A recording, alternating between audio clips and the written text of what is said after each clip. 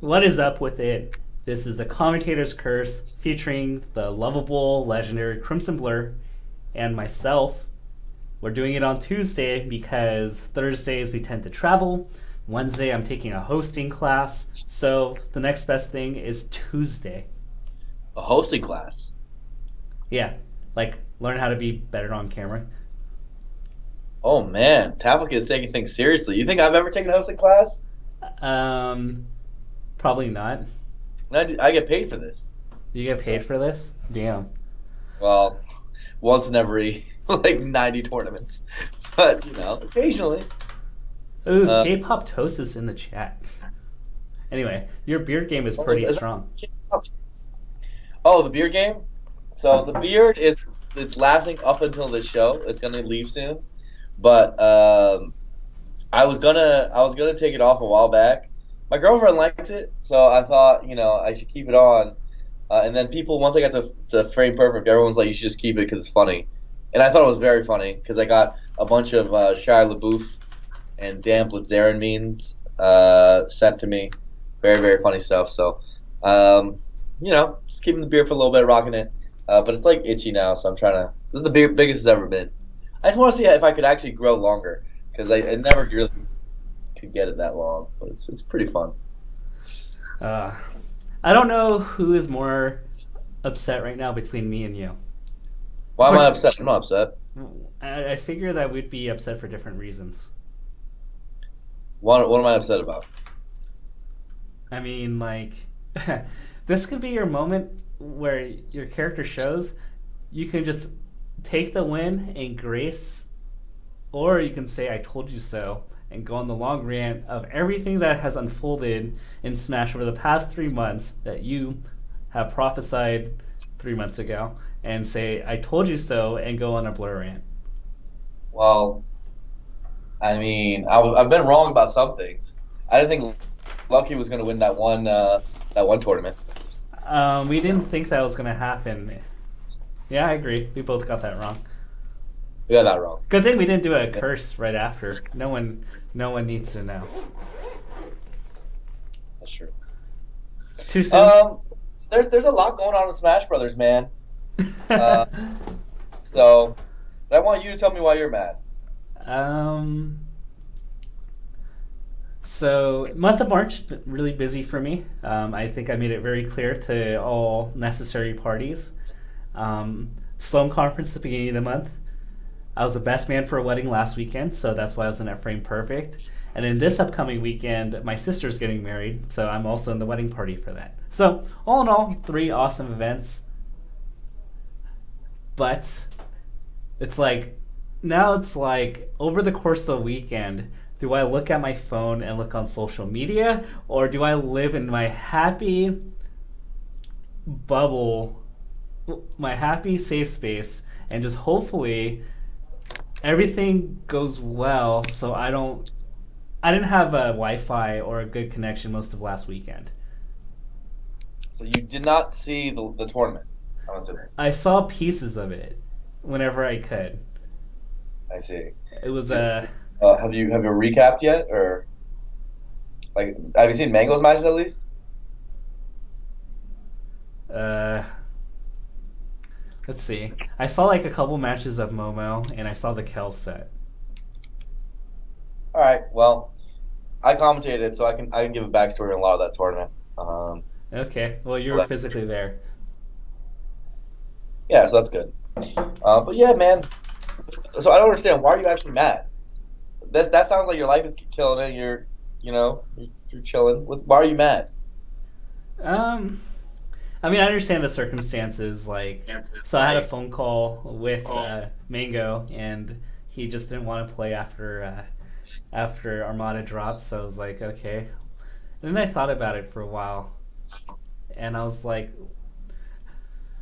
um, and the main reason why is this. Like, I think ever since I got my Cloud9 jersey, like I felt like a sense of pride wearing that jersey. It's like kind of like when like new players they're on a crappy team in the NBA and then they wear a Lakers jersey or they wear a Celtics jersey or a Spurs jersey or a Chicago Bulls jersey. It comes with What, weight. what was your crappy team? You weren't on a team, Yeah.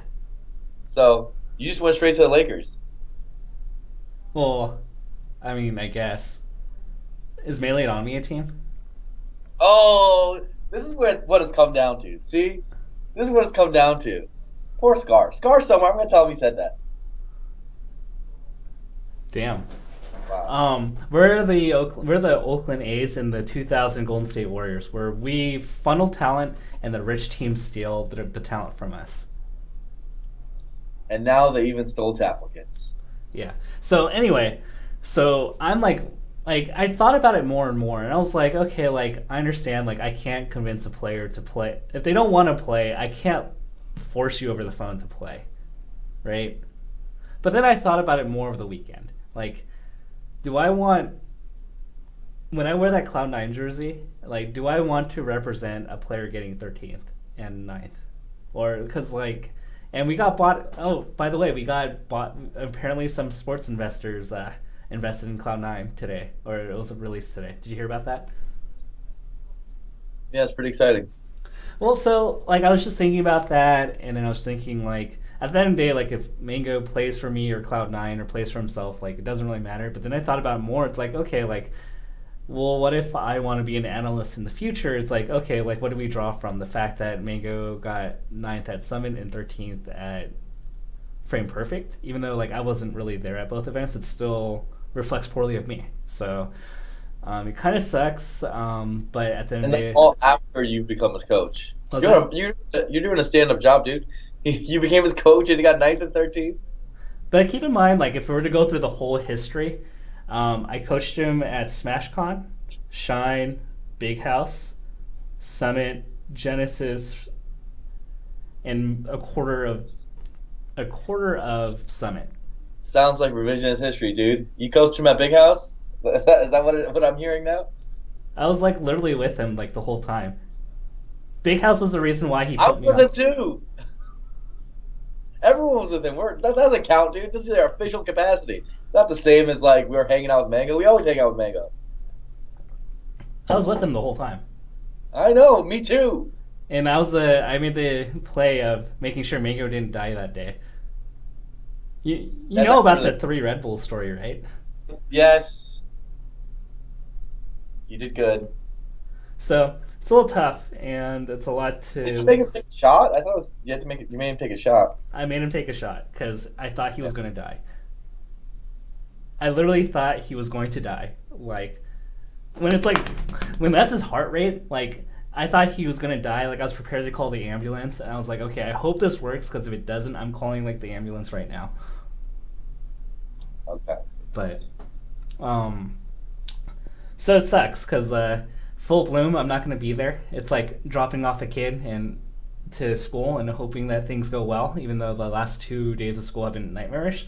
That's kind of where I'm at right now with full bloom. What kind of coach doesn't go to the games, dude? Dude, I'm going to my sister's wedding. I'll be at everything after. You were at 1 day of Summit. You weren't at Frame Perfect. You're not going to go to Full Bloom. Come on, Tapo. I'll be at everything from April to August, though. All right. So we'll see. That's where I'm going to judge you, because as far as I'm concerned, April to August is the real Tafakins training. I mean, we talk a lot. We talk like, so I drive over to Norwalk, and we actually have like a meeting once a week to just chat, catch up, do all the logistical stuff, because all the TOs and all the sponsors know that in order to get to Mango, they have to talk to me. Or they learn that it's easier to go through me than to talk to Mango. So I come with a laundry list of things that he should do or shouldn't do, and he'll say yes or no, and then we talk about coach stuff. These kids, man. Look, are you reading this chat? They're like, Blur roasting, fuck you, Blur. Guys, I'm a very blunt person. Tafo's dealt with this before. Dude, Blur and I... So, like, it's kind of funny, because, like, you and I are, like, clearly friends. If you weren't juggling, like, a million other things, I'd probably already ask you to be a groomsman. At your wedding? Yeah. Dude, I'm gonna go. I guarantee that. But groomsman's like, I don't want to put you through stuff that you don't want to go through. Yeah, it's a lot of work. I don't like work. It's a lot of work, so I know. So I'm just talking about us as friends. Like we're good friends. Like he could tell me that I suck ass. Like I'm just he thinks my commentary is awful. huh? So Fleur thinks my commentary is awful, but I it's all, do, and I say that as a friend because I give him shit sometimes. Come on. so So so it's that's the good. kind of relationship we have. Yeah. Anyway, My boy Mango, I hung out with him a lot this weekend. Honestly, like to give a little background as someone who was there, I see. Uh, um, I have XY just said I see no good commentaries on screen. That was a good joke, guy. That made me laugh. And ZDR takes a bad commentary, no bad. See, these guys are just these guys. This is why I like the witty chat because that means they love us too. So anyway, what I was gonna say, as someone who was there, there just wasn't much energy in the room. Like I know this sounds silly, but I really do believe that when you give Melee the right environment and you give Smash the right environment, um, it always steps up. Like it never fails, and like just like 100-man tournament with it's honestly a pretty small ballroom, and an airport venue sounds kind of cool on paper, but who really wants to be in an airport 4 days in a row? Like I had to get food court food. I had McDonald's, man, twice, maybe 3 times. I had to get food court food. And that food court closed early, so like between that and some logistical issues, I just think that like the life slowly got sucked out of it, especially with Armada dropping out. I'm not gonna make excuses for it because I honestly think that like a player needs to be a professional through it all. Like yeah. it's not great, and I don't think it was honestly that it wasn't really that badly organized. Like the event ran perfectly on time. It just wasn't inspiring. Like it's not like you like when you walk into a large tournament like really want to win it or something. It was smaller than most locals if you're actually in the room. So it was kind of we tried our best. We tried our best to make it hype, but it was so hard. And I honestly don't feel like this is me being 100% real with you guys. I don't feel like with all those factors, like the top 8 was probably the most boring top 8 I've ever casted in my life. You didn't like SUJ versus Dwan? That was cool. So basically, there was like 3-ish good sets there. So there was Shroomed Moon, which was good. Kel Johnny was 3-0, but it was fun. And then Shroomed versus SUJ was definitely a really cool upset. But the rest of it kind of like played out as it was, and like a lot of it was like 3 stocks or 2 stocks. So Ansa, I knew stocks was winning most of the time, especially after the winner set. Like the winner set, I was like, oh, maybe Michi King, he's gonna do better because he's been performing a little bit better at it. But then like you saw the set, you were like, dude, Hbox is winning this tournament. It's almost as if you took Honeybox and Michi King out of the equation, it ironically would have been a more exciting spectators tournament. I think so. I think so. I think if there was if Armada was in it, Mango was in it, and a few different things changed, especially it would have been. But I think as a community organizer, it's frustrating to me that it's 2017, and these are some of the problems we're dealing with, especially at an event with this many players flown out. Like it was kind of just underwhelming for me. I honestly can say I didn't have that much fun over the weekend personally. I love Melee. The most fun I had was just playing Falco all weekend. My Falco was sick, but I at this point I expect a little bit more. I don't think it's good to put on the TOs on this because they really did advertise it a lot. If you just looked at all the advertising they did, they flew out a ton of people and. They try to do something new with an airport venue, so I don't think that's all of it. I think it's the sum of all the parts, right? Like from the streamers and how much effort they put in, maybe some of the logistics people on the TOing side, maybe the local team. Sometimes you have to hold the local community accountable for coming out. The top players, whether they took it seriously or not, or exactly how that played out. Like whether the players are honestly working hard enough to be top level, right, or something like that. Um, there's been a common complaint among uh, smashers. Sometimes I see it on Reddit where they say melee is getting stale, which I think is a little overblown. I don't think that's true. I think what they're experiencing is a small dominant period by Armada. It's not even been that. Hasn't been that long. Like 4 or 5 months, right, of dominance. It's not that long. And then otherwise, they're seeing events that either don't live up to the billing or they don't really hit the sweet spot for them. Like otherwise, I think it's mostly just the quality of events that they're missing. And I think that will get improved soon. I think Summit was good. Genesis, especially its finals, was good. So we got to really look at the high points and like be objective with it. And those are great. But there's definitely events that you go into, you're like, okay, cool. There's going to be this level of quality, and when it hits under that, I think that that takes away from what people expect out of Smash nowadays. Yeah, I mean, it's kind of weird because when I really think about it, I'm not going to put Florida directly on blast, but I felt the very same kind of like lull energy for CEO last year. It's honestly made me think of whether I want to go to Dreamland now, because to me, like, the Florida Melee community needs a kick in the ass. Like, I don't care what people say about MVG or whatever. That's fine. Maybe that's the exception, not the rule. Maybe they need to improve their reputation. But Dreamland, there's no excuse. Like, it's got to be very big. I mean, it's literally catered to Smash, and it has a reputation, and it should, in theory, work, right? Yeah, and similarly, like, and I was talking to a bunch of the Florida people out there. I was like, there's literally no excuse for there not to be a premier local / monthly, like an SSS style thing going on in Florida by now. Florida venues are relatively cheap. You could find a good one for as low as like $1,200. Like I could literally remote host this thing if I really wanted to, but I want these guys to do it on their own. And there hasn't been that, right? Like, there's some decent events. They have their CFL weeklies and they have SmackDown. Those are nice, but nothing that really like has hit the branding strides that it should, especially with that much talent there. Similarly, on the casting side for Florida, I think their local talent has done very little to develop themselves as commentators. Expect a lot more. A little under. So, gosh, can we? I don't want to like point fingers directly or create witch hunts. But I'm gonna kind of beg the question here. I'm not sure if that's the correct phrase. So, like, I listened to the commentary, right?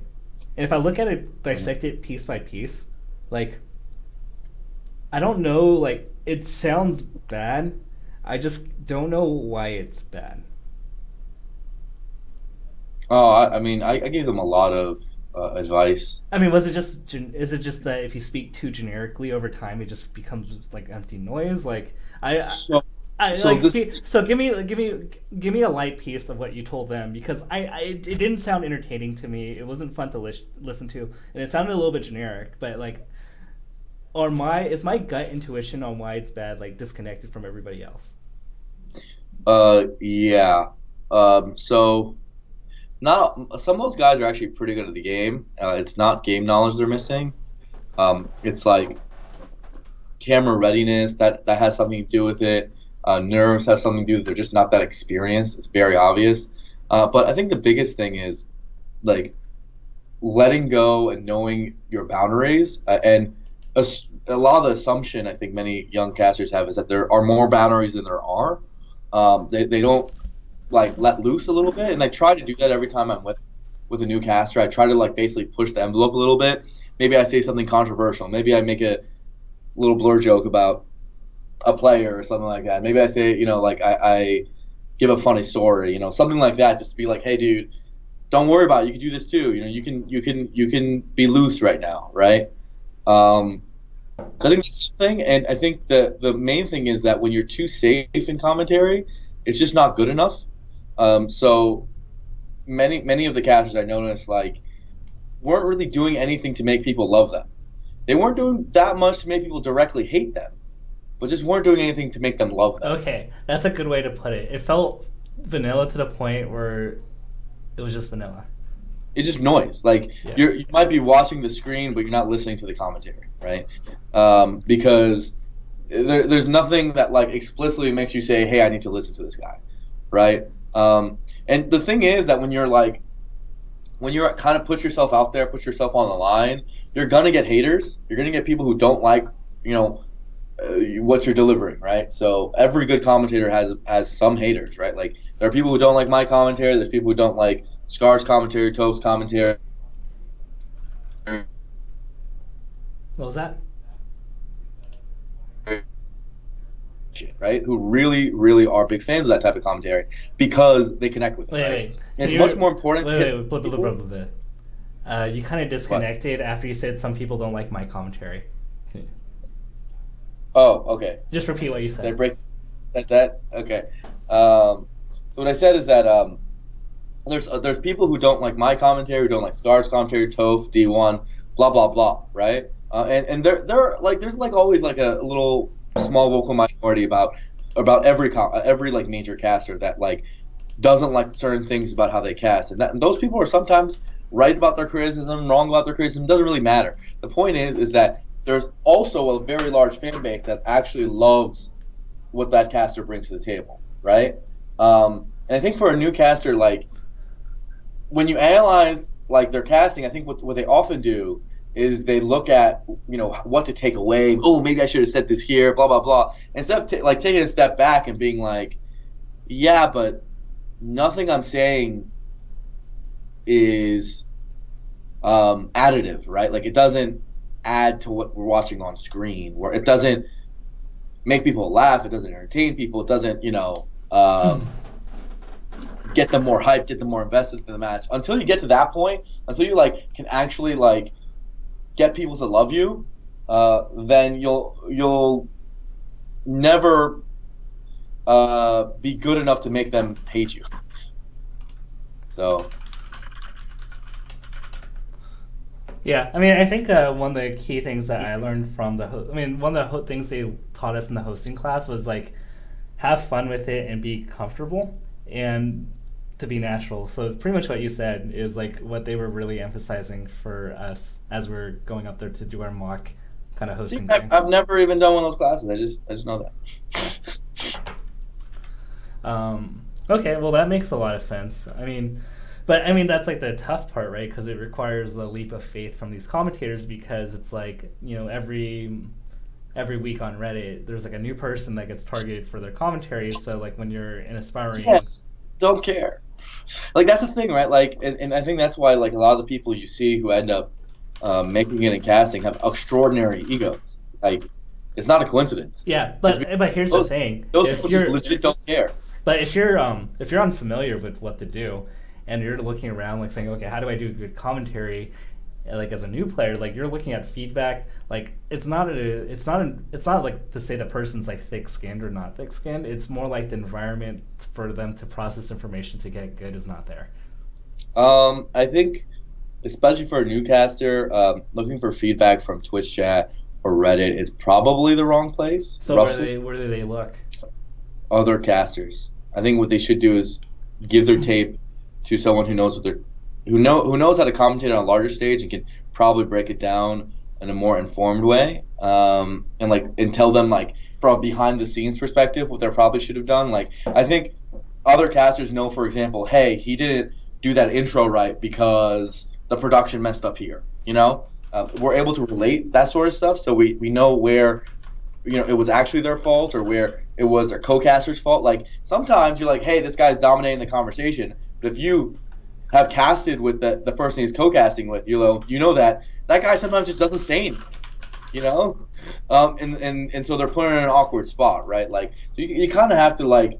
I think that's the number one way. I think other casters often give the best advice. Sometimes it's like honestly analyzing yourself and being honest with yourself and trying to figure out the tone you're trying to give. I think that like knowing how to take public feedback is extremely difficult, and it can be done. Like for me, I actually use it a lot. I use Twitch chat and I use Reddit as a way to improve myself, but I don't. From my discussion with casters in Smash and other games, almost none of them do that, just because it demoralizes them. For me, not so much. It doesn't end up demoralizing me almost at all, because occasionally there comes a good comment which I end up using a But little like, bit. why put But yourself through it's that? so rare. It's so rare. But why put yourself through that when you could literally spend a tenth of the time and ask someone to give you, like, ask one of your close friends to give you like an honest critique? Yeah, that's often better, right? Like, people who are actually within the production circles and know what you're supposed to be doing, and supposedly supposed to be doing in casting, and, are usually better sources for advice. Though I don't want to like downplay. It is possible to use chat and Reddit in the public sphere for advice, but it's very hard. It's very difficult, and often the best thing you get is an emotion, not a solution. But to be Right? honest, if you like were to like aggregate like comment, everybody would be the exact same commentator if everybody actually took Reddit feedback seriously. Correct. Like everyone would be the neutral, bland people that we are kind of seeing. Yeah, I think so, and I think again that's why I think the emotion is more important, right? Like, if the emotion you're getting is that a lot of people find you unlikable, like they just don't think your jokes are funny, right? They don't think, they're not laughing along with you, right? That's when you take that and look at your humor, and you say, okay, maybe I'm pushing this sarcasm button too strong, or maybe I'm going too far with the hyperbole. Maybe I need to lay that back and go to my strength, right? So you have to find the solution, but maybe they give you the emotion, right? Is what I mean. By the way, someone actually gives a pretty good comment in chat that says top players are good commentators because they're comfortable and know their image isn't shaped by their commentary. So I don't know if I can think of many top players who have been actually good at commentary, in my opinion, except for maybe Wobbles. But I agree that the second point, that know that their image is shaped by commentary. Yeah, Mango was good at commentary too, I think. But like to a degree, right? Like Mango's amazing at commentary, but he doesn't know like the standard media stuff. Like he wouldn't be able like to they there get and like just to show, you know? do you feel like they get plus points because they already have the personal brand? Yeah, that's a big thing. Like people are mentioning like Leffen in the chat, and personally, like Leffen is really good at the analysis stuff, but none of that would work if he was just like not Leffen. Like if Right? you didn't have the brand and you had him there, then you essentially got NMW. I think Chillin's been good too. People are mentioning a few. Chillin's good. Chillin with Vish is actually a good Chillin's legit. I don't know if I even count PP because I haven't heard him in like forever. But he can be pretty funny and cool. A lot of it again, guys, is that their personality is already formed before coming in, and again, they have next to no pressure relative, right? Like they don't have to like necessarily be a good caster; they just have to be a good player who's casting the game, which is very different. And to clarify, I did not say that Leffen is like NMW, but because Leffen has the credibility of a top player, like his arrogance comes off fine. But imagine if he didn't have that reputation, then everyone, even if he was correct on many things, people would call him arrogant. Is like the comparison I'm making. Sure. Duck was pretty good. Duck's pretty good. Like they're obviously going to be great at the analysis segments, especially because anything they say is automatically validated, right? People just automatically think they're right, and they think, hey, that's good insight because they just want to hear Duck's opinion on this, right? They don't really care about maybe Webbs' opinion on something, right? Like on a particular matchup or something. They do care about Duck, so that naturally gives them a boost. So there's always that factor. Yeah. So I think they do get a lot of credibility, and like my vocal technique and my delivery is awful, but I also have branding. So like on a 1 to 10 scale, like I probably move up 3.5 points unjustifiably. No, people just like you. So it's always a big deal, right? Like people already have decided that they like Tapplicans, or a lot of people have, right? So I'll say like 90, like a good chunk, like do. And so it's unfair. I do think there are a lot of commentators that are legit better than me, but they don't have the brand, and I wish they did. Which is part of where I say, like, I think other casters can give some of the best advice, is because a lot of the when the people give advice, a lot of it's just, hey, I like you already. I'm gonna say you did good commentary, even if I didn't listen to you or I didn't, right? Like, I can tell that some people are telling me, hey, happy to see you on the mic again, dude. Great commentary. I'm not even sure if they watched the fucking top 8, right? Like, they might just like me, right? So it's hard to say. Point is that commentary is hard. It's a grind, and most of it, for me, it comes back to when I look at new casters, is how much effort are they putting in, and how willing are they to be themselves. And this is the tough one: is is the personality that they have now, can that really translate to on camera, right? Are they actually just a shy person? Are they not that funny of a person, right? Like, a lot of that stuff carries over whether you like it or not. So it's that there's like a mix of things, right, that you have to look at. Yeah, dude. You know what's really good? You know how people do match analysis, to get improved. Like, what I've been doing lately is I've been writing for the Yahoo videos. Like, I know, like, I can get so much better. Right now, I consider myself like a 3 out of 10. Like, I just go through and I just write down, like, timestamp, like, what I should be doing, and then, like, I look for, like, 2 things to improve on, and I implement them in the next set.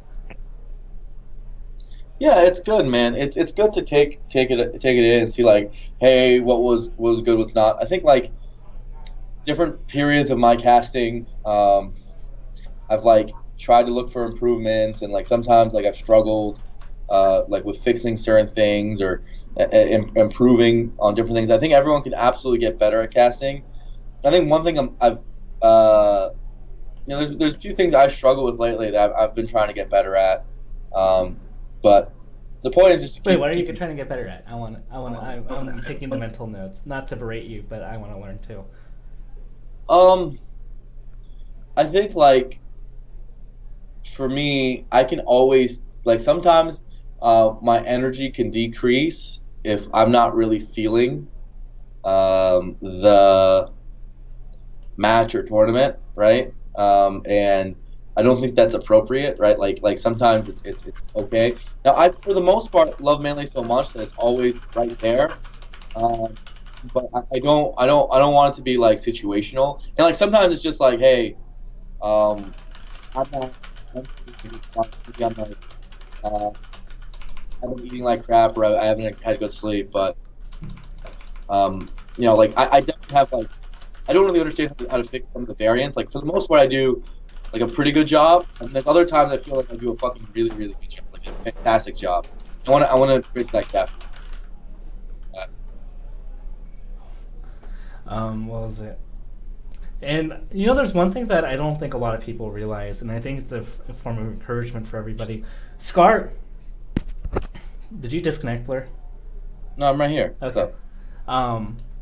Scar, like, he comes off as this jock that doesn't practice or put in work, but from 2014 to 2016, he actually did watch a lot of his commentary, and he would do a lot of things to improve and make mental adjustments from tournament to tournament. Yeah, I think most commentators do. I made this comment that I hold to, and I hope other casters step up a bit. I do think, though, that we're in an era where most of the top tier casters are probably the worst they've ever been relative to themselves. Some are a little bit better than times past. I think D1 is, like, at a local maximum, but I don't think that he's the best he's ever been, for example. But he's overall, like, pretty good right now. But there's a lot of other casters where I've been listening to some of their commentary lately, and I'm like, what are you doing? And I know they're capable of more. For myself, I feel like pretty good. I can't tell. I think probably some of my best performances are, like, I know I did really well at Gommel. I think Genesis teams, I did pretty good. My team's casting is really solid right now. So it's pretty good. I think, like, one of the things I learned is that you have to kind of play the game for your commentator to keep improving, and that helps a little bit. But I know that there's a contingent of some of the main casters who are honestly not paying enough attention to like right now, right? Like just straight up to do as well as they've done in the past. I think that's a shame. I mean, I think the big thing here is like there's so much like, and the only reason why I know this is because I've been watching a lot, just specifically just to watch how the top players are adjusting to each other, and no one's really pointing out. They're not like oh like frame 6 this or frame 12 that, but there's like very big tactical adjustments that a lot of the players are making in matchups, and no one's pointing them out. Yeah, like things like that. I think that'd be good. It's tough, you know. I think the main thing people are struggling with is to know when to. We've become so personality driven that like sometimes we take it too far, right? And don't and create a really exclusive commentary set where we forget about like new people who might be watching.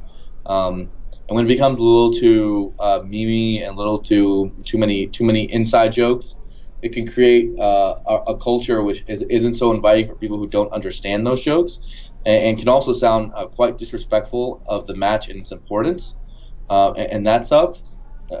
There's also like everyone always talks about bias. I've never been like one who cares about that much, though. I try to be quite unbiased. I think I'm pretty good on that front, but I think sometimes my Marth heart comes out. I'll admit, I definitely do get more into it as when I watch Marth than other people. But I also think that I get more into, let's say, an Ice Climber match or a Jigglypuff match or a Peach match or whatever than like any other caster right now, right? So I think there's a little bit of a balance. Like, I'm always at like minimum 8 out of 10 or 9 out of 10 love Melee, and then Marth comes on, I'm at like 10 out of 10. And lately, just because I've been super interested in Falco, I'm also really into Falco. But I think that the bias is. There's been cases, especially lately, where I think bias has gotten pretty bad, and I think it takes away from the game. Yeah, I agree. You know what? They suggested at the class I went to. So there was a girl, and her job on the script was to do an infomercial on workout gear. And the first time she went through it, she like you couldn't feel the energy from her. Like you could tell she was not into it. And then the teacher told her to pretend that she was selling chocolate, and it was like a world of difference. So That's maybe pretend every match is a Marth. Yeah, maybe. I think what I've done lately is play more characters. So what's helped me is I actually like most of my time lately has been playing like Puff and Falco, like I said, and like Peach, and like learning more characters, because I think you can only truly get excited about like micro interactions with the character when you're like a player of that character, right? Like you're like, oh my god, that was godlike, because you can't do that, right? Like because you struggle with doing that consistently yourself. Dude, have you ever played the matchup from the opponent's perspective against a top player that they're really good at? Like, have you ever played, like at a summit, have you ever played Puff against Armada's Fox on Dreamland? I have not played my Puff against Armada's Fox. That sounds like a way to get 4-stock. Yeah, I got 4-stocked. But I think you bring up a really good point, because I didn't really appreciate Hungrybox's way to zone and approach Armada, especially on Dreamland, until I spent 30 minutes warming up Armada for Hungrybox and being miserable. So Lee Jun says, so that's why Blur gets so excited about literally everything that any Marth does. Yeah, kind of, actually. Like, I think what people need to realize, is, especially for me, like, I don't know if this is true for the other commentators, but I don't actually really root for anyone. I genuinely don't. I don't say that. Like, I straight up don't. Like, I actually don't care that much if the Marth player wins or if Mango wins or Armada wins. They're like literally all my friends. Like I'm extraordinary. I've known these guys for like a decade, right? Like I'm extraordinarily good friends with all these guys. When Armada wins a tournament, I am very happy for him, right? Like, and similarly when other guys win, I'm very happy for them. It's as if like I go to these tournaments every week, right? Like it's not. It's hard to be a fan when you're such good friends with all of them, right? Like you can't root against someone, so that doesn't really work like that for me. I think it's mostly when I watch Marth. I've played Marth for that long of a time, and so I notice and get excited about smaller things than when I watch a character I don't play, right? And I think that's like common across the board. Um, is that like if you have a good amount of experience with that character and with those situations, you can identify and get excited about, oh my god, that was godlike. And in many ways, when you're watching it through that person's eyes, right? Like, so you commentate over a Marth match, in my case, and watch from the Marth perspective almost. And like, you kind of have to pull yourself out of it to not do that, right? Because you're looking at it and you're thinking, okay, I would do this, right? This is the option I would pick. And then you're commentating as if you're the Marth, right? Because you're trying to. That's how you naturally follow matches, especially when you analyze and try to get better as a player. And I think that the thing that helps is when you play more characters, you can just switch between the two quite easily, and that's what I try to do. But it's genuinely not. I want to see, Pew Pew win more or Moon win more or anything like that. It's like. I like Shroomed too. I hang out with him like every tournament, so it has less to do with that than the actual gameplay. What do you So Pete kind of brings up a point, and this gets discussed a lot. I think Monte Cristo and the other esports commentators like kind of like go back and forth on this with the League of Legends LCS. Like, one team is down 30,000, like an obscene amount of gold, and the casters are like pretending that it's like close when it's clearly not. Yeah, that's annoying too when casters just. So like, what do you think the balance is have an between that? advantage. Like, if a player takes a stock off Armada, like they have one stock left, like, are they realistically like coming back and winning?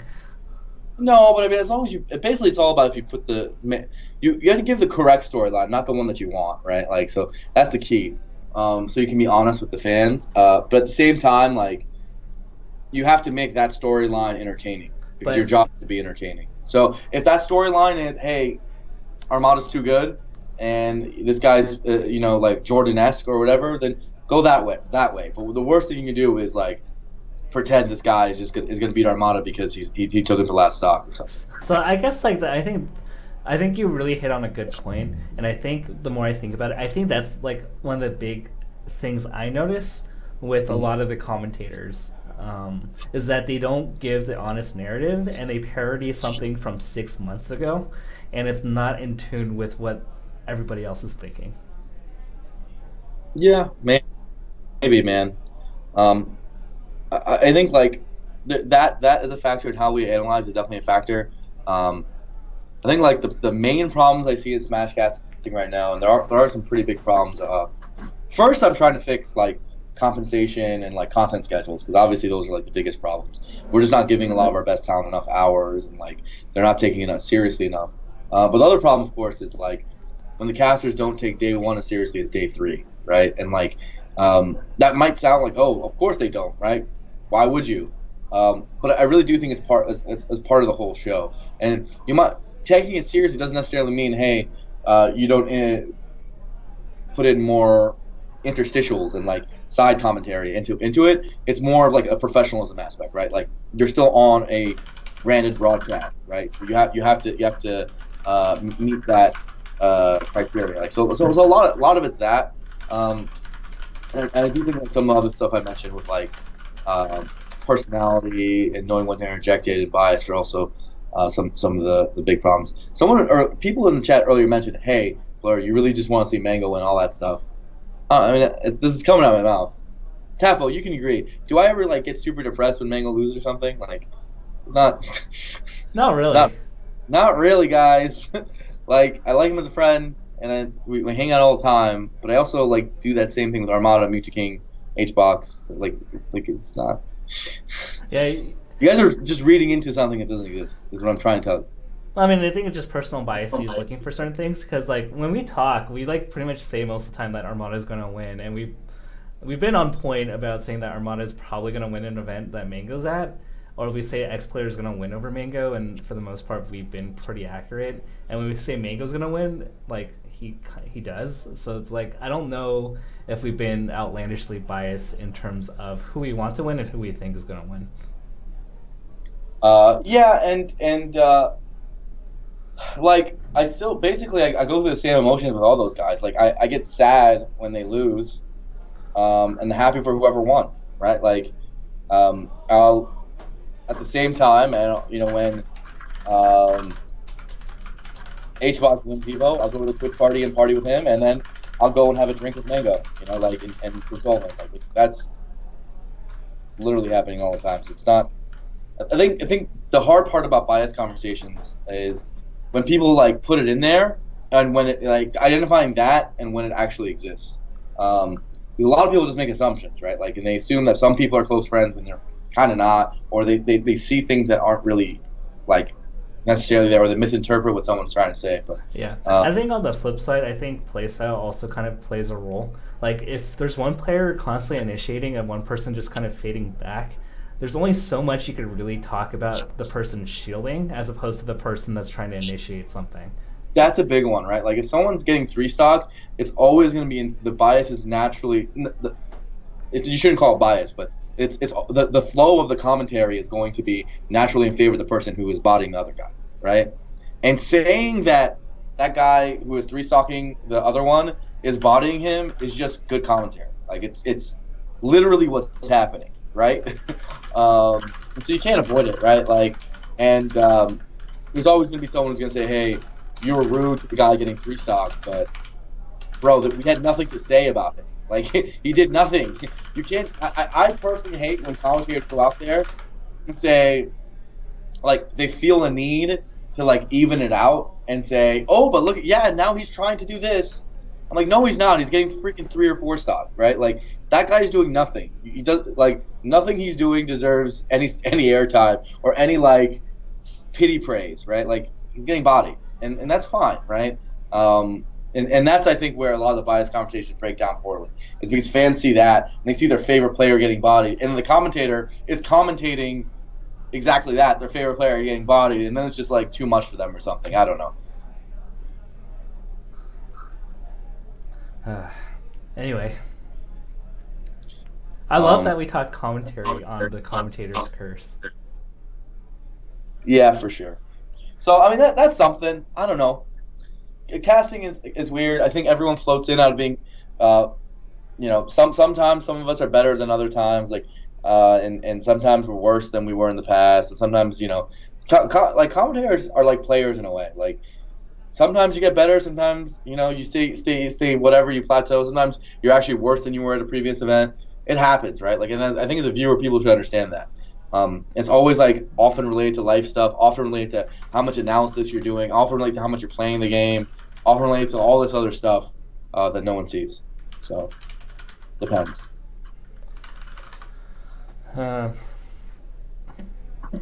Should we talk? I mean, Frame Perfect was somewhat interesting. I think there's Mango getting 13th. What else is there? Amsa said, I was actually looking most forward to Amsa, so I was actually really sad that he couldn't enter. Yeah. And, Armada not entering, Wizzy not entering. I think, given all that, I think Shroomed very underperformed. What do you think? Yes, he did. And he blames me. It's very funny. Why was that? I want the story.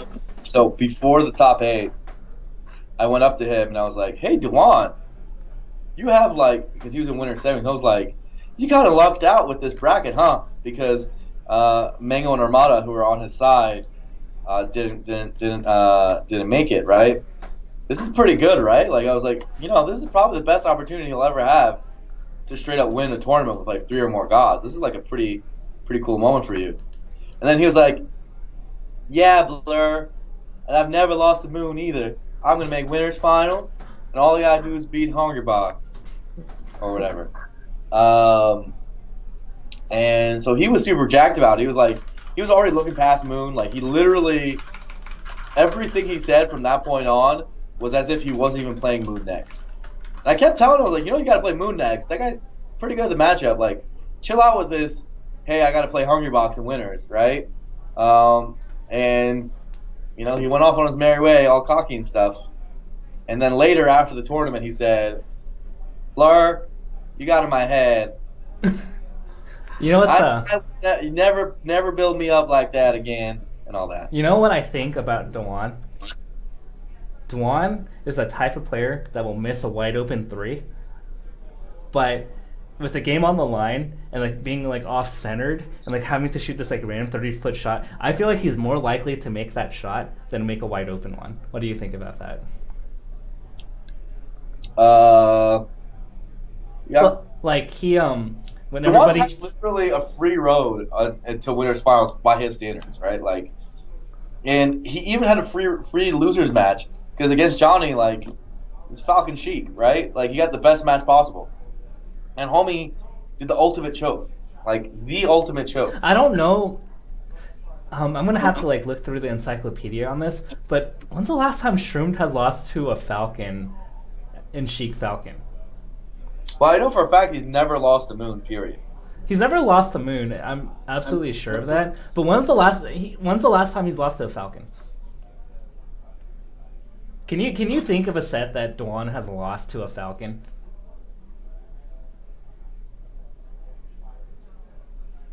Maybe Johnny did it once. I don't think Johnny ever has been his. I think he's been his Doc. I don't think he's ever been his Sheik. I'm not sure. I'd have to look it up, but I feel like he has. You feel like he hasn't? I'm willing to bet $5 he hasn't. Solomon Drake says last time was against Wizrobe at Big House 4. But he played Doc. That was 4 was probably Doc, right? He played Doc that tournament like an idiot. You guys can look it up. So, congrats, Johnny. You beat Wes, and I guess a bunch of other people have beaten Wes. I literally think he is the first Falcon to beat Dwan at a non-Foundry set. That's pretty crazy. Okay, so here's an interesting question. Given that I don't want to put anyone at like 10th right now, period, because everybody's been terrible, who would you put at number 10? Assuming that SSBM ranked top 9 are still top 9. Well, the top 9 are top 9, I think. Except maybe, does West still make it? Didn't he get 9th at Genesis? Is that good enough to be top 10? I don't know of anyone else that had a good enough run. Like Ice. What has West done? I mean, Swedish has done nothing. We know Swedish that. has. If we're gonna give shit to Wes, we have to give more shit to Swedish because although he hasn't had any good wins, like that many, and he's lost like everybody, like in the 30s. Wait, Wes did make top 8. What am I talking about? Oh wait, yeah, West made top 8. Sorry. Axe is looking good. Everyone's talking about Chew. I mean, the sample size is hilariously small. The Moon, right? The Moon like floundered at Genesis. He got 3rd. But at Genesis, he lost to Mafia and Crush. Mafia. He actually lost to those 2 people. Mafia and like Slugs. I don't know, like someone random. It was like a random. Was it Mafia and Red? Can we just like not? Can we just have like a top 7 or whatever, and just like not rank the rest of the people? Oh, it was Mafia and Meds. Okay. Jeez, man, 65th. Okay, Mafia Meds. That's bad. SFAT lost to Slugs at Beast. Like none of these people have been doing well. We're just gonna say Plup and then everybody below Plup. Maybe we'll toss an Axe below Plup and say Axe and then everybody else below Axe.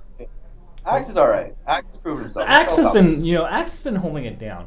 We're gonna say Plup, Axe, and then we're not gonna even rank anybody else right now. Axe is great at Summit. Like you gotta keep. Come on, he's been doing fucking great.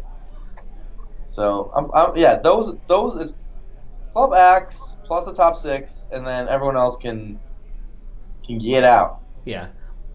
We're just going to say they're top 15.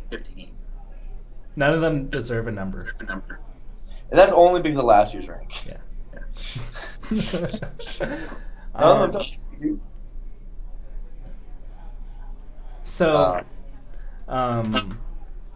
I can't really think of much else to talk about at Frame Perfect. Next weekend is Full Bloom, which it's surprising me because I thought it was just gonna be a small Wait, tournament. can I finish? Yeah, go ahead. Can I just thought about Frame Perfect? So there's the Fuse double circuit, and we saw a look at Shroomed and S2J as a team. Are they They're going to be a consistent thing. are they gonna be a thing? Yeah, for the Fuse thing. So for the double circuit, and Shroomed had to break up with Alan a little bit. That's a little sad story. And it looks like Lucky and Mango are going to be a thing. Lucky had to break up with Reno. So some more consistent teams emerging, and S2J. I actually have a little bit of hope for that team. I mean, they've seen good things together. There's that, and like you actually look like the people you have to beat to win a tournament nowadays. PewFat and Peach Chic teams are often like in your way, and I think like Chic Falcon can do that. That Chic Falcon actually does really well against Marth Fox and does really well against Peach Chic actually. Those are both teams that you can fight and do pretty good against actually. Now, Double Fox with Ice Leffen is going to be hard, but other than that, they can kind of tussle. I like it. Yeah. Any team with the reason why this team works specifically is because Shroom can approach and take space. If it was any other Sheik, I don't think that team works. Yeah, basically, Johnny is a support teams player, and Shroomed is a carry team player. And one of the hard things that Shroomed has always had to deal with is that Sheik is often a support, so he has a hard time fitting in with a teammate, and so I think this will work because he tends to play carry. Yeah, that's good. Anything else you want to bring up for Frame Perfect? Let's think. No, not really. Happy I got to commentate with D1 again. That's always fun. When was the last time you guys commentated together? It feels like it's been a while. Yeah, it's a top 8. It's been a while. I think so. I feel like, you've been doing good. Don't get me wrong. I feel like you haven't been paired with people that maximize your strengths. Probably. In recent months. I really want to do more with Scar if I can. I think me and Scar, especially from some of the stuff we've done in pool, people heard S2J Armada, that side of Genesis, and some of the pool stuff we've done with Chris Best and Net 1 2 3 4. I think me and Scar can be really good. I'm excited because I have another one of a commentary slot with Toph for a top 8 coming up at a major pretty soon. I'm not gonna say it, but what tournament it is because I don't think that they want that out yet. But I'm excited to do that soon. So that'll be cool. Congratulations. It's not really congratulations. I mean, congratulations. See, your head is this way because a lot of people would be happy, but you're like, another top 8 slot. Yeah, I get those a dime a dozen. Congratulate the tournament, dude. What was that? Congratulate the tournament, dude. Don't congratulate me. Oh my gosh. You know what's funny? You know what Juggle Guy, the third of the TO Illuminati Triforce of us, said to me the other day? What? He said to me specifically, I do not know how you do it, to spend 3 hours doing a podcast with Blur. I would get sick of handling his ego. I didn't paraphrase. I paraphrased it, but it was something along those lines. Nah, that's cool. That's cool, Joe guy. Yeah, I don't know how you do it either. We definitely have episodes where you're just sitting there listening to me rant for 20 minutes straight. Oh, so. Actually, I enjoy it. I'm masochistic, I guess. It's good. No, it's not masochistic. I'm deriving pleasure from it. We'll go with that. Anyway, yeah. So Full Bloom 3 next weekend, and this was an event when Louis from the school asked Mingo to go. I looked at the attendance list, and it was Axe. At the time, it was Axe, one other player, and that was it. and I was like, okay, this is like gonna be exciting. And then out of the blue, Hungrybox enters, and then Leffen uses TPP to get in, and now it's 3 Gods plus SFAT, West Bowls, Axe, Shroomed, Swedish Ice, Pew Pew, Duck, SCJ, Silent Wolf, The Moon, Drug Fox, MacD, KGH, Hugs. Crazy. So, TOs out there, when I was begging you to run a spring tournament, if you look at that, the one guy who listed actually filled up the side slot. They did well, you know? Turns out. Now, all of you who are going to be in summer trying to compete over the same freaking pie and can't somehow get these players to play every single weekend ever and, you know, are going to have competing tournaments on your weekend, remember this moment, because Full Bloom, there's no way if it was not in this exact time slot that it would have gotten even half this entrance. Like these top player entrants. They are going because they don't have other stuff to go to. That's it. I mean, I think it's a great weekend because is there anything the following week that I'm like just like completely oblivious to? I mean, there's like a shuffle or something. There's like a small event, I feel like. Let me see. There is. I don't think there's anything super big. There's Function 1, no, and there's Shuffle as well. So Shuffle, that's. Yeah. As I said in this show before, you guys better get prepared for some last minute event announcements. Royal Flush was announced recently. You guys, if you're in East Coast especially, you should 100% go to that. That's going to be a very good venue. But end of last year, we tried to get events and dates, and a lot of TOs just didn't do these weekends, right? So we're filling them out with some last minute stuff, and it's going to be cool because if you're just a Smash fan, you're like, hey, what do I have to look forward to? Trust me, you have stuff to look forward to. You just don't know about it yet. Yeah. There's some cool stuff underway. And I think we really need to emphasize, Blur, that what you guys have seen, what the collective Melee audience has seen in the first like 3 to 4 months of the year is going to be nothing compared to what we will be having in like the following 7 months. Yeah, I think that's true. I think especially the last 6 months of the year are incredible.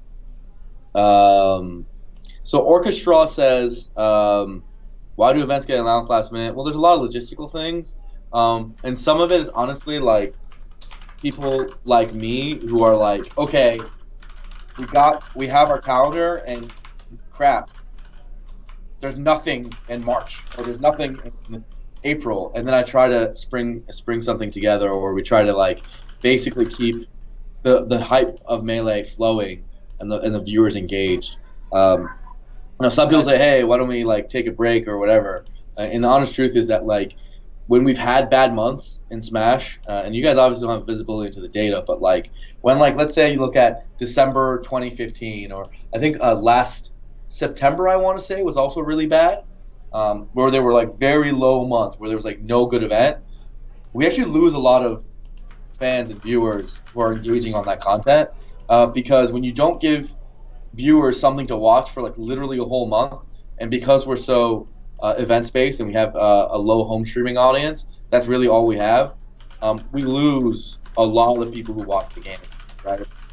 So we try to keep it flowing, and sometimes the only way to do that is with the way that we set it up is a little last minute. So we're getting the systems to be better, but it's events. With events, like you often have to work on a short timeline and make things happen. And you guys are seeing like, hey, cool that Royal Flush is happening, and we did this PAX thing last weekend, and there's more stuff that's going to be on the way that's going to be really cool.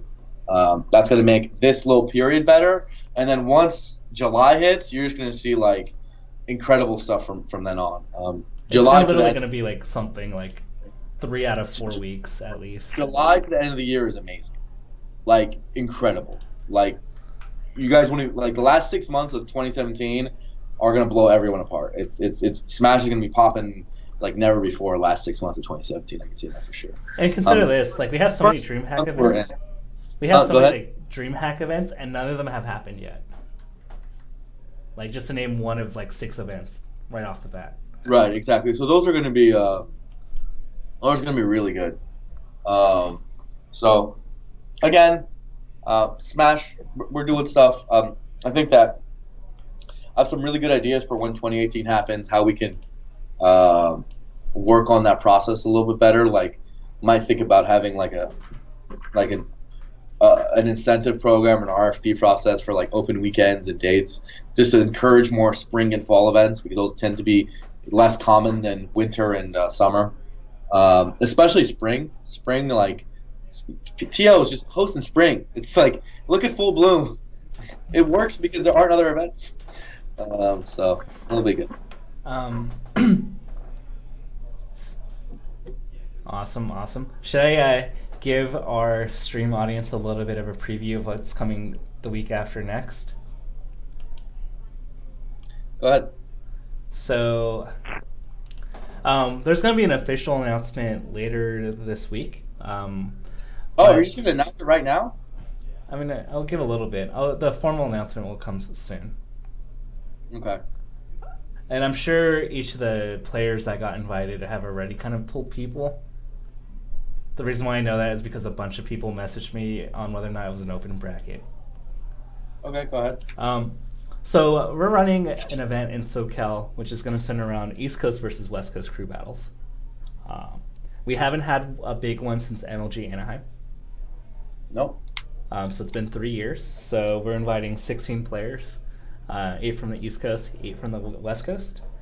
There's going to be singles bracket, doubles bracket, and 8 versus 8 crews. So pretty hyped for it.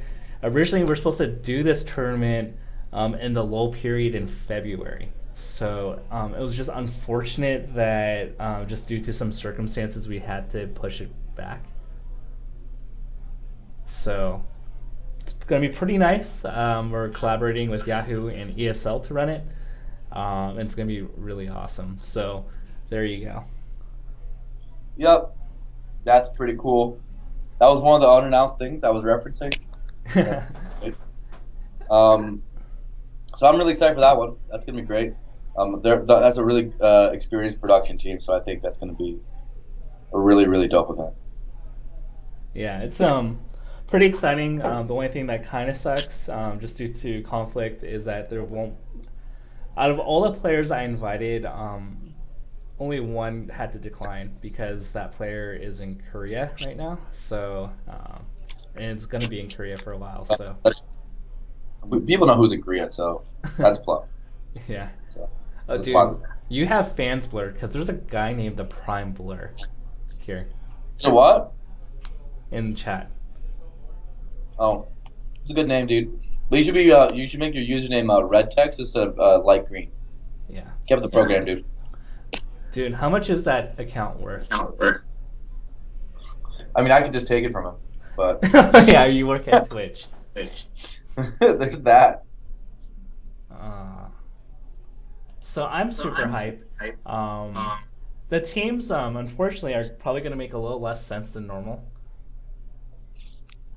But hopefully, they pair up. Hopefully.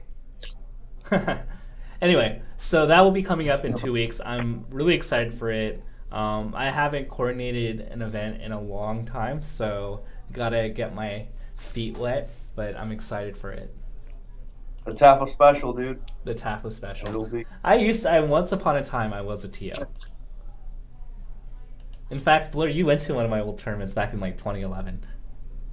Yeah, and I'm mad about it still because you never uploaded Scar, Bob Money versus Scar, one of the best sets. That's not. I'm really sad. It's a great set. Job, dude. Are you not going to upload vids from this tournament too?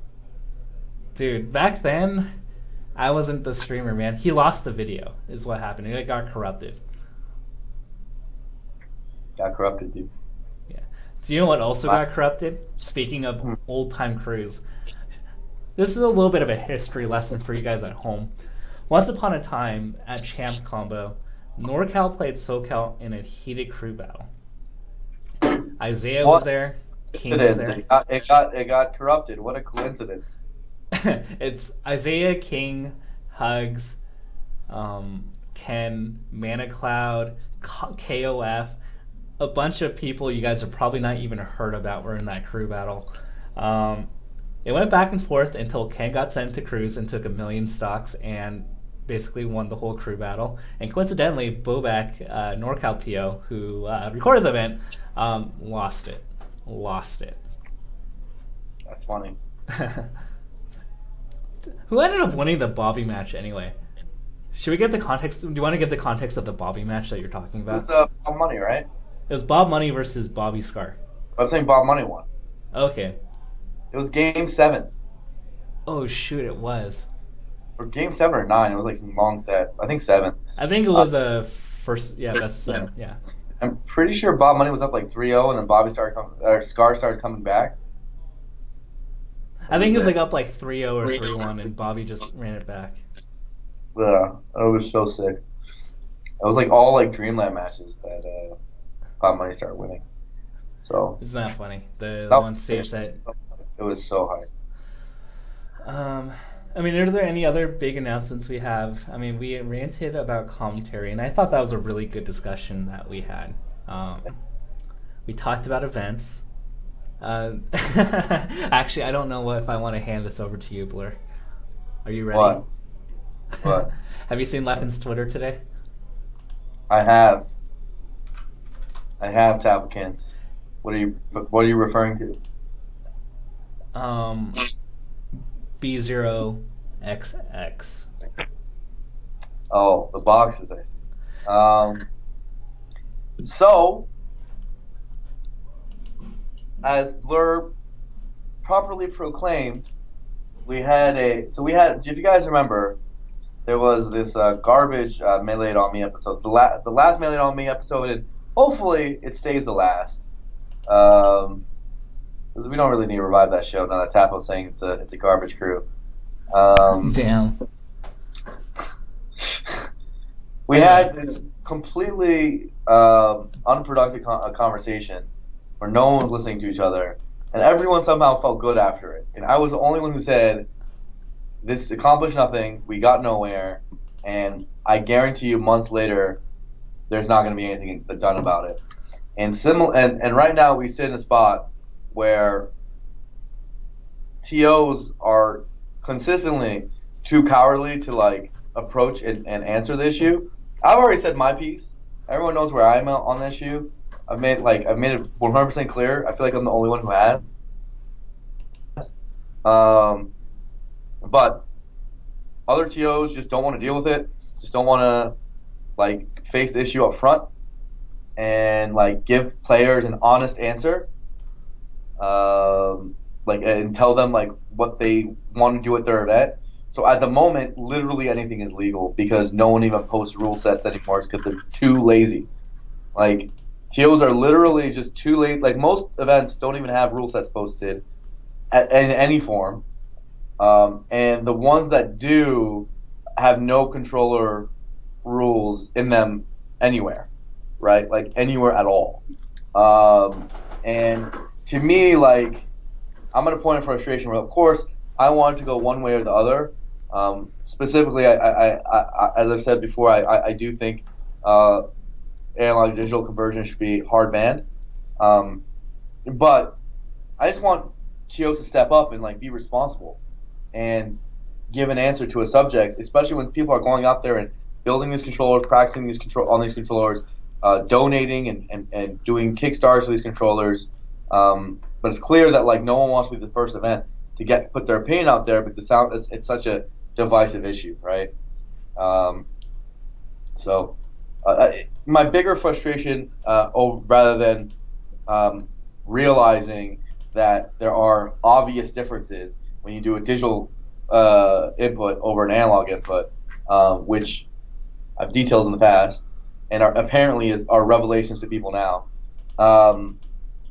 Is that TOs just don't go out there and tell people what the rules are, because right now you can just get away with murder at Smash tournaments. Almost.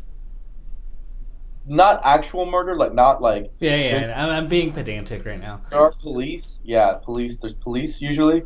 But in terms of like controllers, yeah, you can do whatever you want basically.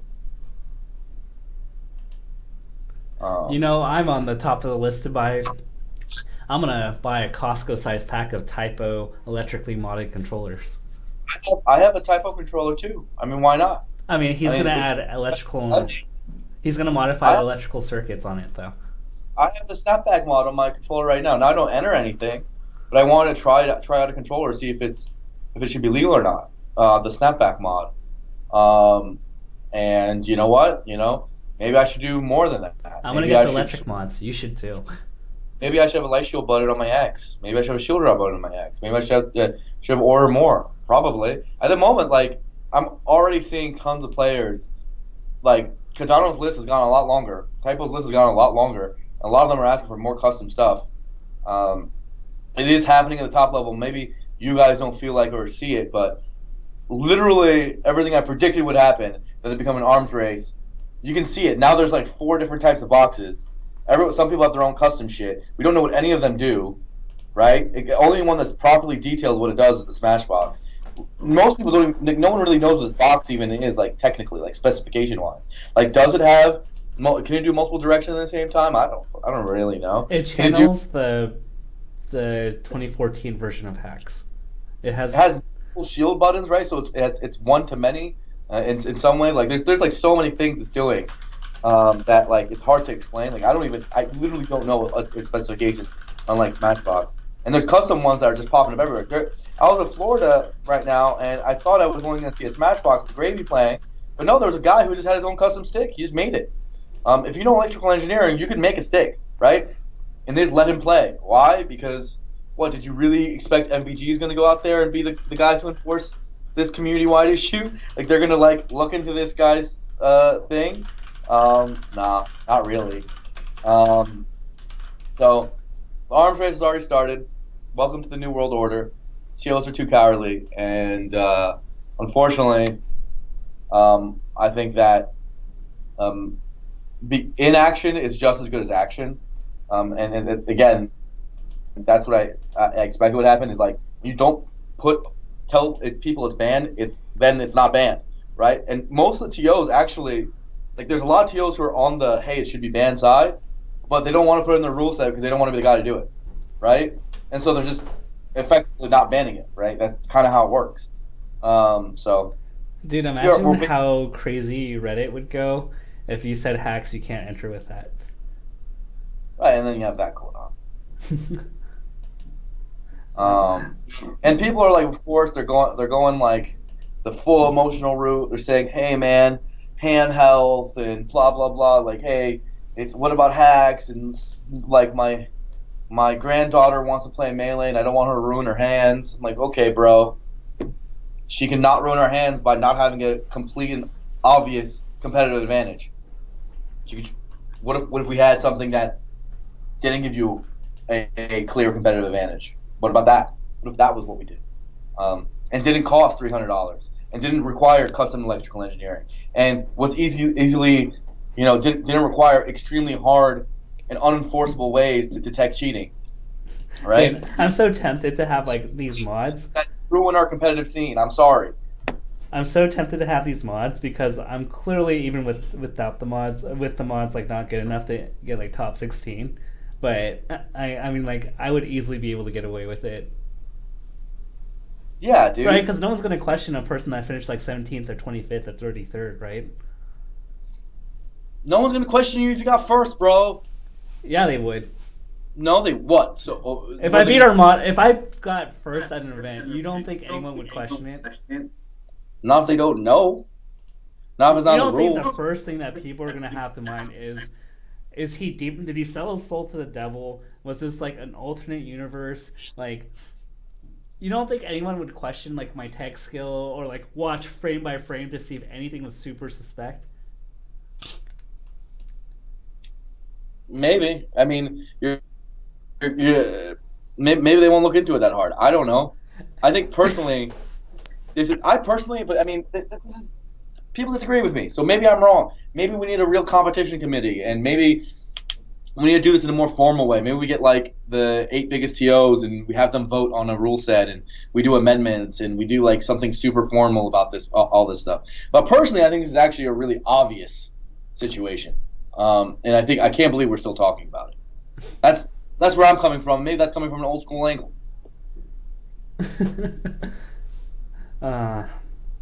Anyway, well, I mean, I feel like your future trunks before Android 17 and 18 came out, and you still have time to do something about it. Yeah, I told people, was really open about it. I'm the only TO who, as far as I know, who's really actually been open about it, who like told people my opinion and said what I think should happen, and I've advocated for it. And literally every other TO has said nothing. It's crazy. So I guess Evo recently said tentatively yes. Like, okay, so that's something, I guess. But he didn't give a reasoning why, or like really what does tentatively mean. He probably hasn't even looked into it. And it's like a non-decision when I see that. Yeah. Poor boy. So, what are you gonna do? You know? Okay. He admitted defeat. I don't know where that falls in like the 12 steps to recovery, or how many steps it is. I'm not admitting defeat. I'm still gonna advocate for it.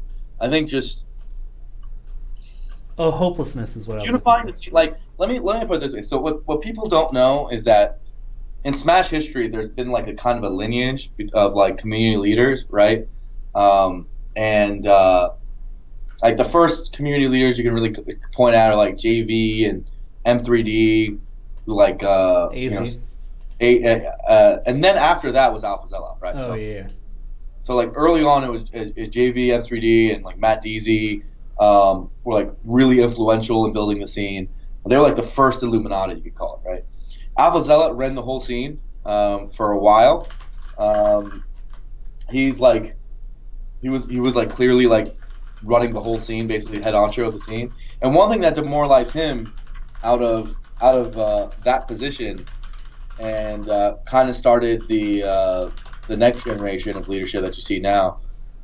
This was like in 08, 09, is he really thought that the Brawl rule set sucked, right? So he was pro the Meta Knight ban, and he wanted certain other things, like he wanted to lower the stock count, and he was worried about the timer and things like that.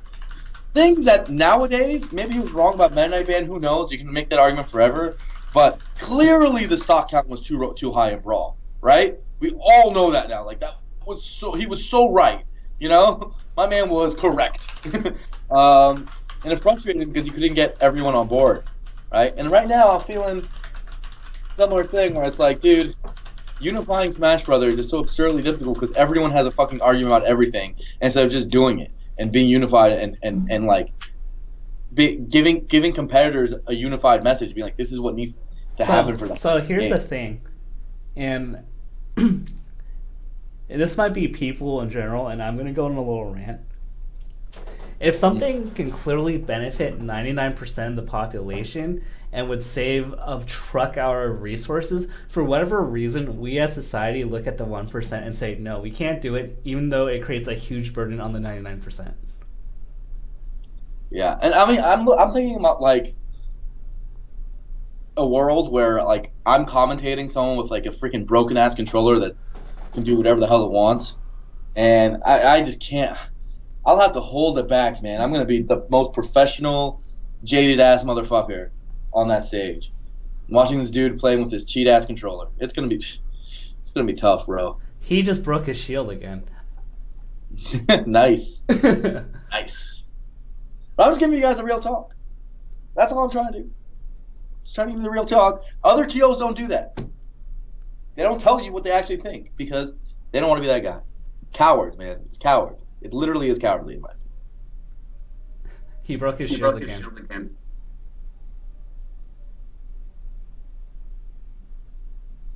Guy does it every time. Nice. How's he gonna punish him? Probably by breaking his shield again. He's gonna wait until his stun's done and then break his shield again. Oh my gosh. I'm so funny. That's so funny. I'm looking forward to when Tafo wins a tournament now. Dude. That's the only way it gets banned, in my opinion. Okay. So you're rooting for me to win a tournament. Dude, you have to be the savior Melee needs. Okay. You know what? Okay. Cardano, Typo, whoever else, make me the perfect controller that I don't have to do any work. Charlie Walk says, maybe talk about it at the TO Summit, the Illuminati meetings. We talk about it. We talk about it. I've talked till my face is blue. I've talked publicly. I've said it all. What do you guys want more? How many more arguments do you need? Their discussion should be over by now. Every evidence is there. There's so much evidence. There's so much evidence. What more do you need? They can dash faster. They can DI better. They can do like things that you. There could be shield drop buttons. There could be ice climber desync jumps. There could, like literally, how much more do you need? The button configuration is completely different. You know what? Like, have you ever watched? Have you watched the Mighty Ducks? No. Oh god, there's this rant where like this USA kids like they jump higher, they're faster, like they're older, they shave. Like I wish, and then they show like Iceland with these like big guys. I wish they would just like plaster Smashbox modded controller faces on their faces as they're walking by. Oh god, you don't know the reference. This is not funny at all. This is not funny at all, man. I feel like I need to just put out a Blur recommended rule set and say fuck all y'all. I mean, you're literally the guy that helps coordinate everything. If anybody has the power to do it, it would be you. And you know that's the sad thing, right? I can do literally anything in Smash right now. If you ask me, like if the TO of Genesis went to like another tournament and said you need to do this, well, like what incentive do they have to do it? That's fine, right? But it's kind of crazy to me that I feel like right now, if you ask me like to host a major this Friday, right, like or this weekend, I can mobilize anyone in any region, anywhere. I can tell people, get people on staff. I can get casters there. I can get players there. I can make it happen, right? If I so you're saying that we can have get a player signed, I can get a player. If I really wanted to, I probably could. Let's go. But no, chill out. But like the point is that like it's insane to me that this one thing, this thing that's frankly obvious, is the thing everyone has a problem with. Like, just suddenly like, oh man, I don't know. Who knows? Maybe the 3 Smashbox users aren't going to go to my tournament now. What? What are you talking about? Oh. Okay, everybody's down for Kings of Cali 5 right now. I bet they are, dude. I bet they are. Oh, I have to give kudos to a guy because Jix1108 donated $10 to ask you this question, Blur. What's up? Why don't we have Salty Sweets? It was amazing at Apex 2015. Went in to help viewership. I guess I can answer this question too. If we ever start doing that again, I think that'd be really good for the community. Good question. What would our lineup be at this point of like legit people we'd put against each other? So I think it's interesting. I think that like basically we're thinking about it the wrong way. We're not thinking about it in a boxing way. How does like instead of looking at how we've done it in the past, let's look at how others have done it in the past and like, successfully, and then we get to the right answer. I think. Right, but like we have to put people there. Do you? So how does boxing do it? Right? How does the MMA and stuff like that? So like, doesn't like one person challenge another person? Now we're talking. So you automate. So and then Leffy gets challenged and says no, and then what?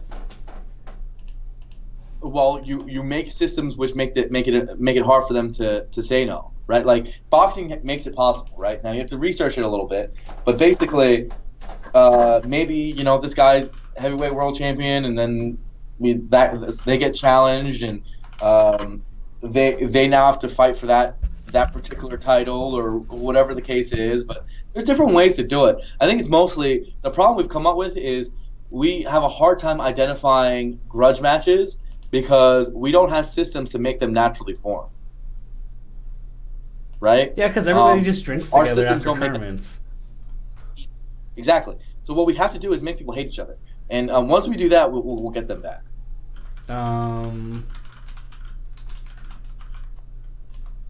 I can't think of anything. You're gonna have to think of how we make people hate each other. No, I think there's like basically it's format discussion. I've been thinking about it a little bit recently. We'll see if the ideas materialize anytime soon. But Can we do Magos Falcon versus the baddies? the problem with Mango's what? Magos Falcon versus the baddies. Dude, you know one of the baddies was Drunk Sloth, right? It was. I saw that video. It was like starting from the baddies and now we're here.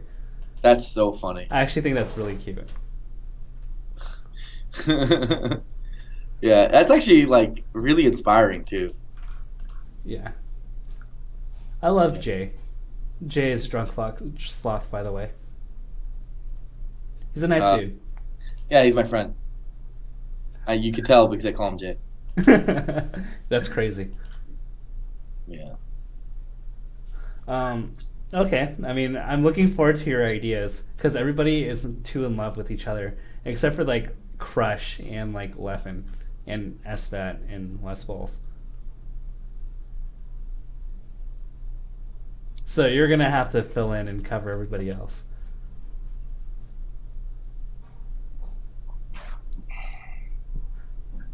Blur. Yeah. I'll fill in. I'm all ears because I literally can't think of a way. Of making them dislike each other? Yeah. Dude, we should have them all on Smash Survivor for like a week and a half. I thought of really good reality style Smash shows, just that they would take a lot of funding. Like, you could make it so that, like, now here's a concept, guys. You put Smashers in a Summit style house for a month. But they have to actually do chores and stuff. Like, they don't have catered food taken care of for them. Like, somebody has to cook one day. Somebody has to buy groceries. I don't know. Like, no one's cleaning up after them all the time. And they have to survive. That's a funny way of doing it. You could, of course, do the actual woods, but I'd be too worried that Mewtwo King would literally die. I mean, literally, right? Wizrobe would disappear. Wizrobe, we just couldn't find him. Like, he just wouldn't show up to the set one day, and we'd all be like, what the hell? Where'd he go? And then somehow he'll, like, mysteriously appear at the end of the Smash Survivor. And, like, he'd be perfectly intact. Mm-hmm. So here's the idea. Is what if they're all in a house and there are Smash related challenges for each of the tribes? It could not be a house, it could be something cool, it could be a cruise, who cares? Right? Or whatever. It could be something not lavish. There's tribes, right? And they all compete in tribe related challenges. And if the tribe wins the challenge, or the two tribes that win the challenge, let's say there's 3 tribes, right? They get food for the night. They get immunity, right? And then the other tribe has to vote people off. And you might naturally think, oh, HBox is going to die night 1. No, he's not, because his tribe needs him to win the Smash challenges, right? Or maybe they think, oh, he's going to be too strong when it becomes an individual game, so we're going to take him out later. Then there becomes a merge, it becomes an individual game, and it becomes hype. You're going to have an individual immunity idol somewhere in the house, hidden away with clues and everything. Every day is a Smash-related challenge where people go through real, like, Survivor-style, like, tribal councils. You can do it all. You can literally do this. I feel like Mewtwo King would find the immunity idol and then not know it was the immunity idol. Yeah, I think he would not use his on accident. And then he would be convinced, like, somebody would be like, oh, can I use that as a tool to break something and just steal it from Mewtwo King? I think Mewtwo King would be the funniest guy in this whole thing, actually. I mean, we'd have to have some boundaries, because I would legitimately be worried that he would die or something. Yeah. Well, that's if it's out in, like, the jungle or something. Oh, man. And then you also have to take into account personal hygiene. Like, if they're in a cramped house, like, I don't care. Like, you don't shower, I'm voting you off. That's like you know how they say, hey, he doesn't help around the camp? Yeah. It's the same thing. you don't help around the house, man, it's over. Uh, Yeah, no, I think like reality show content overall, I think reality show content in esports is lacking. Um, the only negative of this plan is you'd probably have to like put all of them in a room for 30 days, have no content for Smash for like a month, and then start editing it and release it later. Because you can't just have it be live the whole time. Maybe you could do a live version. I guess you could. dude, that would be amazing. Survivor style, but it's probably better when it's edited, right? Oh, we could do both. I mean, like we could have the live style for the hardcore people that would watch it all the time, and then have an edited episodic content. You could do both. You could do both, but then people know the what happens, and so I don't know if the episodic one's good. I knew what happened at the end of Beauty and the Beast, and I still watched it. That's a good point. Was it good? I thought they added too much to it, but I enjoyed it. You should Okay. take your girlfriend. All right, I'll try.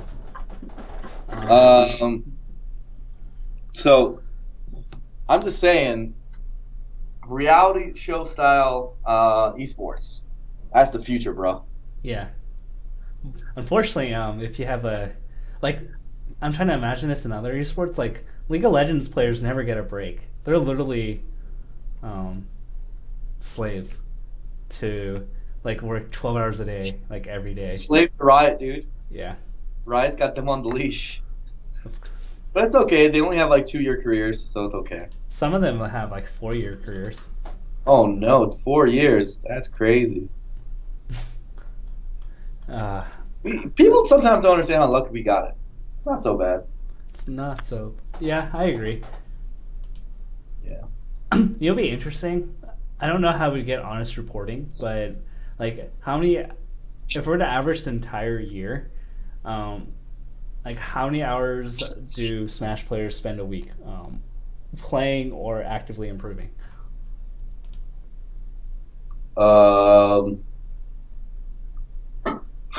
Well, a lot less than those other guys. I mean, our guys still go to tournaments drunk, so whatever it is, it's less.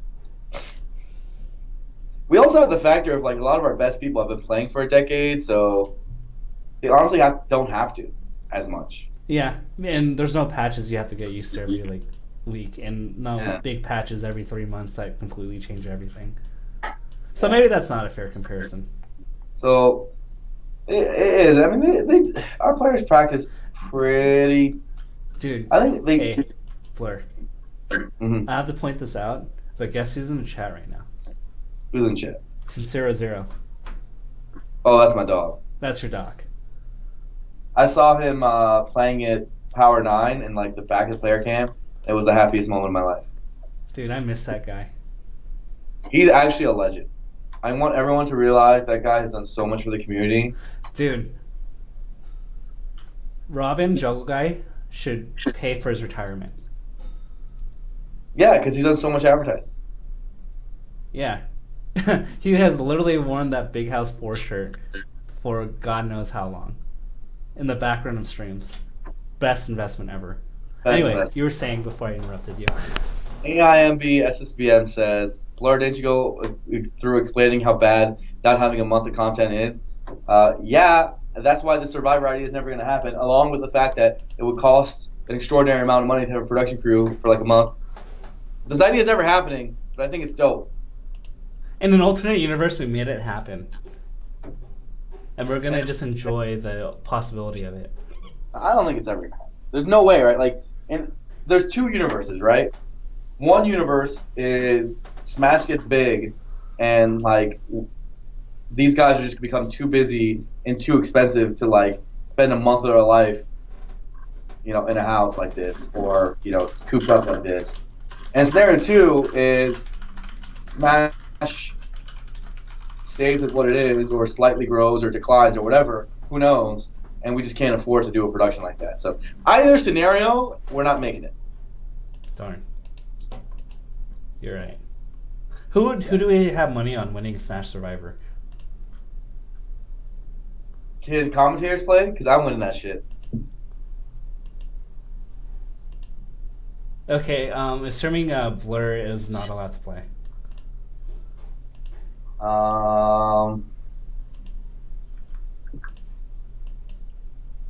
Would Armada win, or would he? Armada would fucking win. Armada always wins, dude. He'd find a way to win, right? Armada just wins.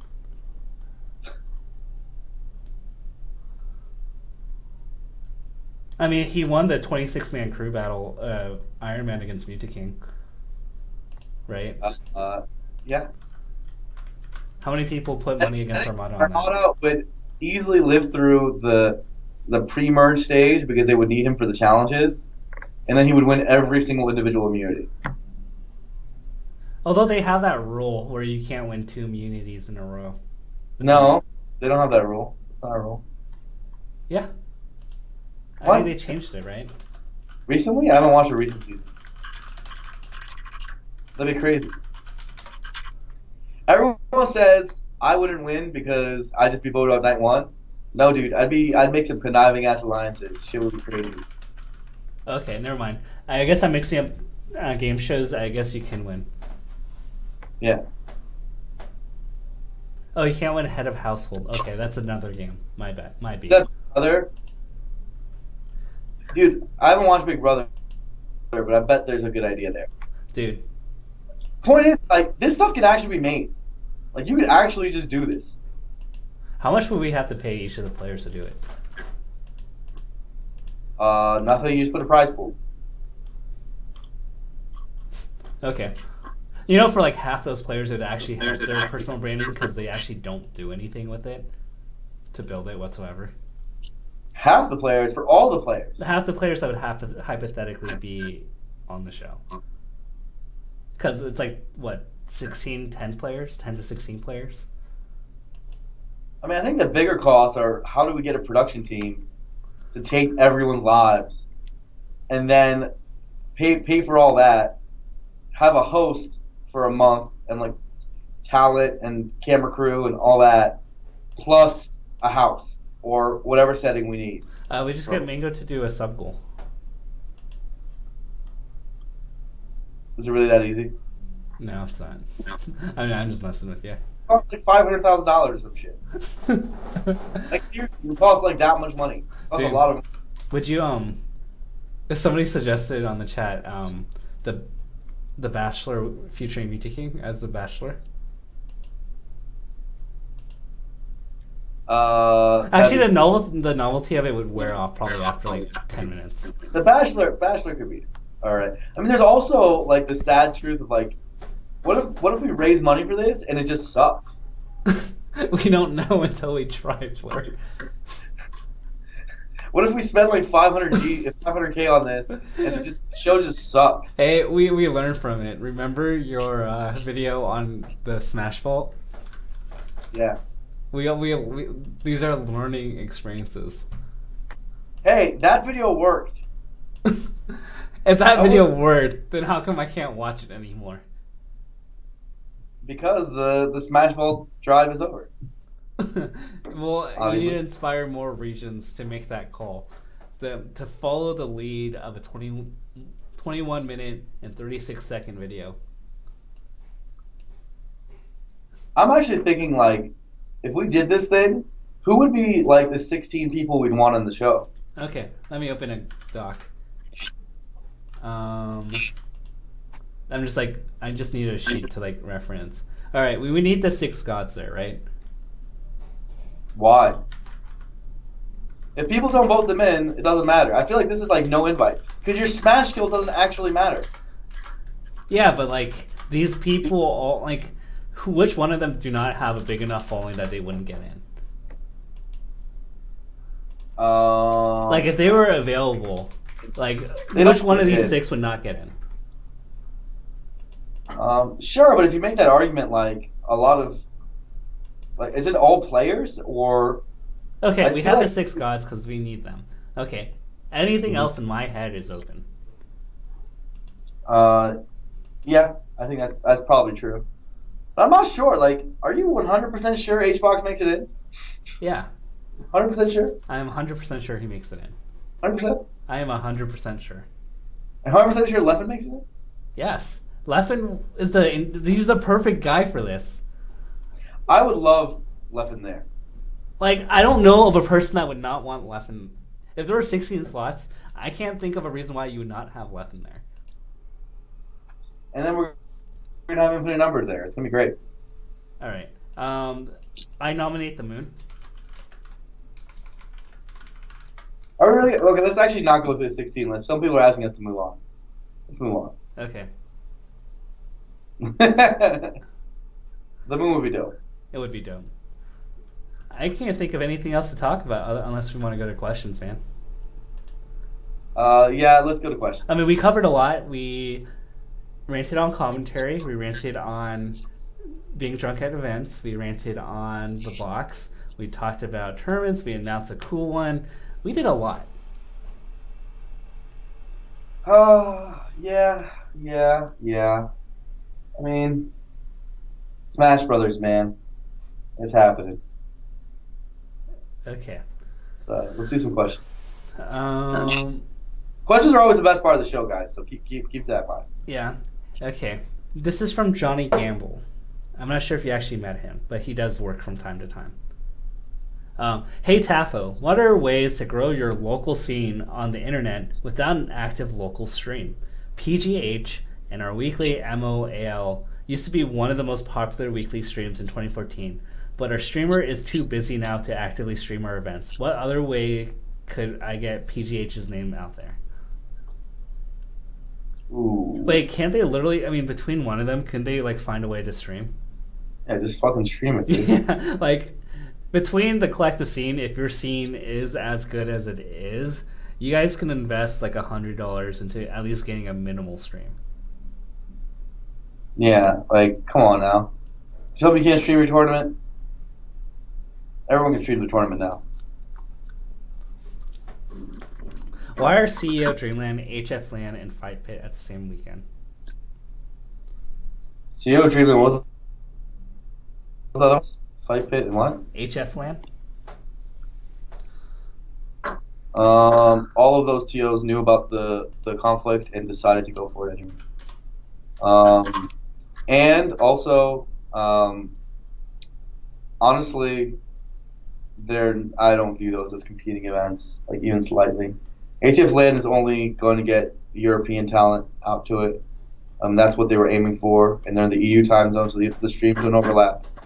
And Fight Pit and CO Dreamland Dreamland might become bigger now, I think, but Fight Pit is aiming itself to be a regional, based on my last conversation. But they were all well aware of that conflict and decided to do it anyway. Do you think Frame Perfect should have reseeded? No. Reseeding is absurd and corrupt. Yeah. And to elaborate on it, let's say a worst player, made an upset over a top player. If we reseed, we're actually like double screwing like the lower. It's a double jeopardy on lower seeds because they're rightfully earning their spot because they upset a top player. And what that would propose is that they're rewarded with like the hardest person in bracket again. Yeah, that's like absurd.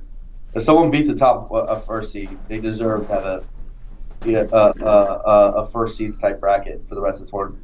They did good. However, they could have reseeded the tournament before the tournament started as a possibility. Now, so Chroma says, Wizrobe didn't show up. Like, how are you going to stand by that seeding? Nobody earned anything. Yeah, but I think that's more of like a legit. I think the question that Tafel was answering was, what if you reseed after upsets? Like, if the first seed loses, let's say Armada loses to the 32nd seed, and then you go into your top 16 or whatever, right? The question is, hey, does that 32nd seed now get the second seed going into the top 16? And the answer should be obviously no, right? That the progressions need to be clearly posted online, and it should be obvious to anyone, especially when it comes to the utility of things like Fantasy Smash, prediction shows like ours, and just fan engagement. Brackets need to be clear and obvious, and progressions need to be posted well in advance, so both players and fans can engage with it properly. But like, even in the scenario where like someone drops out last minute, like I think that's just logistically ridiculous. So like redo your whole seeding because someone drops out within 24 hours. That's crazy. And to be like you also have to account for other events that are happening and different schedules. So it's really tough because if you move one, Curly W might be in this chat, and Zero actually posted this like really tilting post saying like, can players like get seeding to the whole bracket 2 weeks in advance for these events? And it's like, maybe, no, you can't because signups don't even close. Yeah, maybe players freaking registered. I mean, we have like a very annoying habit in the Smash community of players registering extraordinarily late. Like, if you live in SoCal, you know, like, SSS has like 30 registrants until the last like 4 hours of reg. Like, literally, it's like 30, and then it goes to 180 or 200, like, from like 9 p.m. to like midnight. That's crazy. And Florida's the same. I was talking to Florida guys. They were like, well, like going into Frame Perfect, they legit didn't know if they were going to have more people because they didn't close registration until like 2 days before, which is another story that you should never do that. But they didn't know because most of their tournaments, and they had a January tournament which had like 450 people. Most of their tournaments like actually get all their registrations in the last like hours, like the last few hours. And so, I feel for the SSS crew because they get complaints from both ends. Like, why don't you allow last-minute registration? And then they also get complaints why is seating bad when they do it. Yeah, I mean, it's like I think that's just one tournament, but like overall, like you just go on Smash GG and you filter for tournaments with 100+ entrants, and you're like, oh, there's not that many coming up. No, that's not true. They just they get over 100+ entrants within the last like 5 hours of reg, which is crazy. And I think it's particularly harmful because so many people do the dumb thing of looking at registration lists or attendees lists and deciding whether they go based on that. Right? It's like, bro, unless it's like a super major, like a Genesis or something, like that's literally irrelevant. Like the attendees list is literally irrelevant unless it's that scale of tournament, as far as I think. What do we think about Smash 4 doing best of 5 all the way up until all the way starting from top 96? Sounds good. Yeah, good for them. I mean, I don't see why that's an issue. I mean, if they can schedule it, then why not? Yeah, it basically do best of 5s for as long as you can schedule it. Is pretty much what I go with. I personally like top 64 as the cutoff point. Because that's usually where competition starts to get more intense. So if they want to do 96 and want to be a little bit more intense about it, then go ahead. Fine. Dude, have you seen that bracket? It's stacked. It's pretty crazy stacked. So good for them, man. Let's go, champ. Not bad. Is it time to be a... You can't complain about or best of 5. Right? I mean, if that's like the thing that people are finding complaints about, that means the tournament's doing pretty good. Right? Yeah, if that's what you're complaining about, they obviously don't. Is it time for there to be a more negative stigma towards drinking at tournaments? Or not being professional as a whole? I think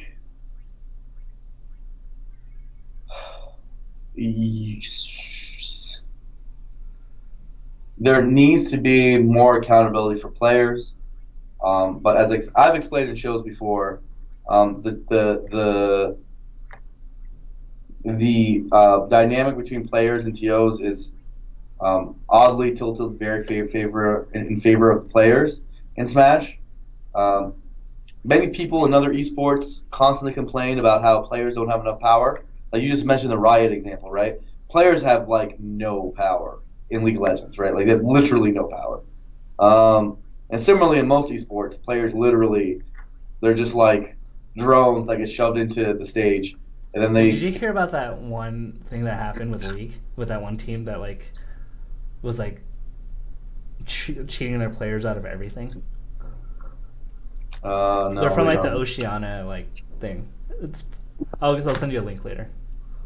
Okay, but the point is that like we are on the opposite side of the spectrum, and as bad as I think it is when the TO player dynamic is heavily in favor of the TO, I think it's similarly bad when we have what we have, when it's the player, it's completely tilted in the favor of the player because you have TOs who plan events for months, and the player, and maybe they fly a player out even, you I know, think and then that player completely disrespects their event or doesn't try or doesn't show up or doesn't show up to the pool on time or gives them a hard time or blah blah blah blah, a million other things that we see commonly in Smash. well, there'll be another top 20 tournament similar to Battle of Five Gods. Top 20 tournament. Is there? I don't like top 20 as an invite system at the first 16. Anything with 2 to the end. There are going to be other invitationals, and there's ones that haven't been announced yet that are going to happen. Sick. What do I rank Mango currently? 6. I think it's pretty fair. So you're saying he's below? I mean, if we were to do a power rankings, because the below left. Below left. Is what you're saying? I mean, it's semi-recent, right? So I guess if I were to draw back to Genesis 4, and then look at Smash Summit and Frame Perfect, I think 6 is about appropriate, right? Even though he got second in Genesis? I mean, I think the prime question here is whether or not you think Plup has done better than Mango. Oh wait, you're saying that's below Plup? Yeah. I don't know about that, Tavo. Okay, look at Plup's placings. Yeah, but second in Genesis. Yeah, but look at, does that outweigh the Smash Summit? Or Frame Perfect? Yeah. Maybe not. Because so how much better did Mango do than Plup at Genesis 4, and how much better did Plup do than Mango at Smash What Summit? place did Plup get at Genesis? 5th, right? Right. He lost to Mewtwo King, and then who did he lose to in Losers?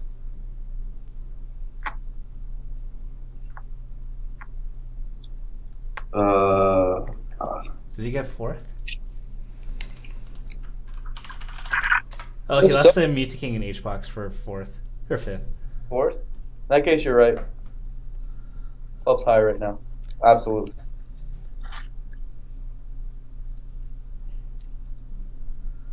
So, I mean, that's just me just saying if I were to look at results and be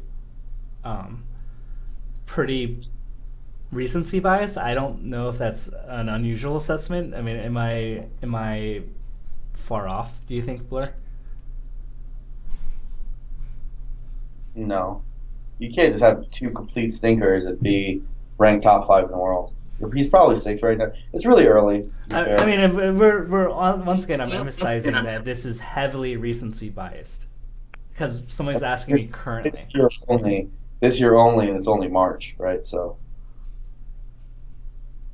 There you go. So here's my stance, because a lot of people have asked me about this. It's like, oh, do I count Frame Perfect? And I'm gonna absolutely. I'm gonna rig. I'm rigging Melee and Omni rank or SSBM rank. The way I see it's like this. Like, you can look at it as like having it not count against Mango, but on the flip side, I look at it this way: Mango could have proven himself at this event, and he didn't. So that's the flip side of it. And when you're building your resume, like should you have not entered like Armada? But like, if you want to build your resume for the year, it helps, right? I mean, should you have not entered like Armada? Is not entering better? Yeah, I mean, I think that's like the other flip side, and I do know that Armada did get some deal flack, but he did that once last year, right? And it's always the dilemma of like, well, if a player is clearly not feeling it, then they could just DQ themselves, and we don't penalize that at all, right? Well, then aren't we basically incentivizing them to DQ themselves? We're incentivizing them to not play. I mean, yeah, we're easily saying like they should just not play. That sucks. Yeah. So, I mean, that's what already kind of. If you look at PGR, and ultimately they came to this kind of agreement that they weren't going to include locals because now like players like Mr. R are complaining, well, like okay, like I can't go secondaries then if it's going to hurt my ranking. Therefore, my opportunities to get sponsored are going to get hurt. So you know what? Instead of supporting my local community and locals, I'm just not going to enter it. And they realize that it's more harmful to the ecosystem of Smash than it's not beneficial. I mean, right? They'll have tier 2 events too. Then, like tier 2 events like Frame Perfect, you're going to see the same thing. If that's the system that's designed. Yeah. So it's a pretty bad system, homie.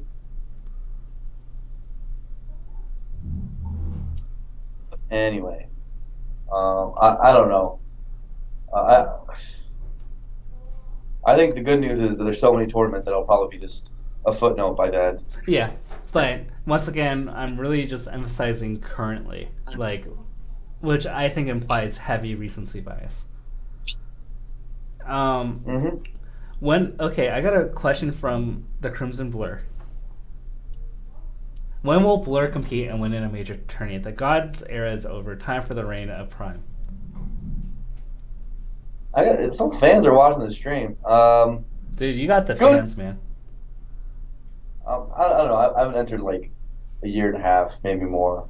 I entered the NorCal Arcadian last year. That's like the only tournament I entered last year that I can remember.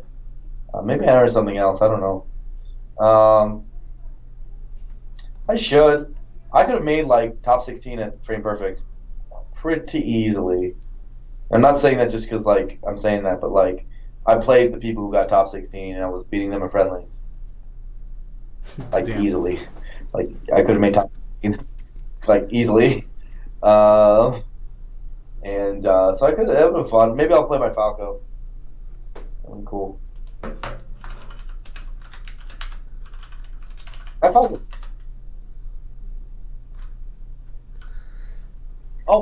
Dude, like sometimes I want to enter just because there's some kids out there.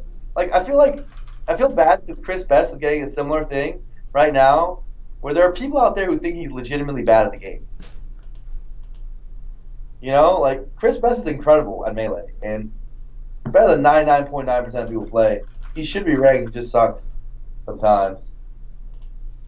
So much better than you guys think. Screw you guys. I'm freaking incredible at this game. God damn it. God damn it. Now it makes me want to. You have your moments, man. I'm amazing. Yeah, you almost beat me once.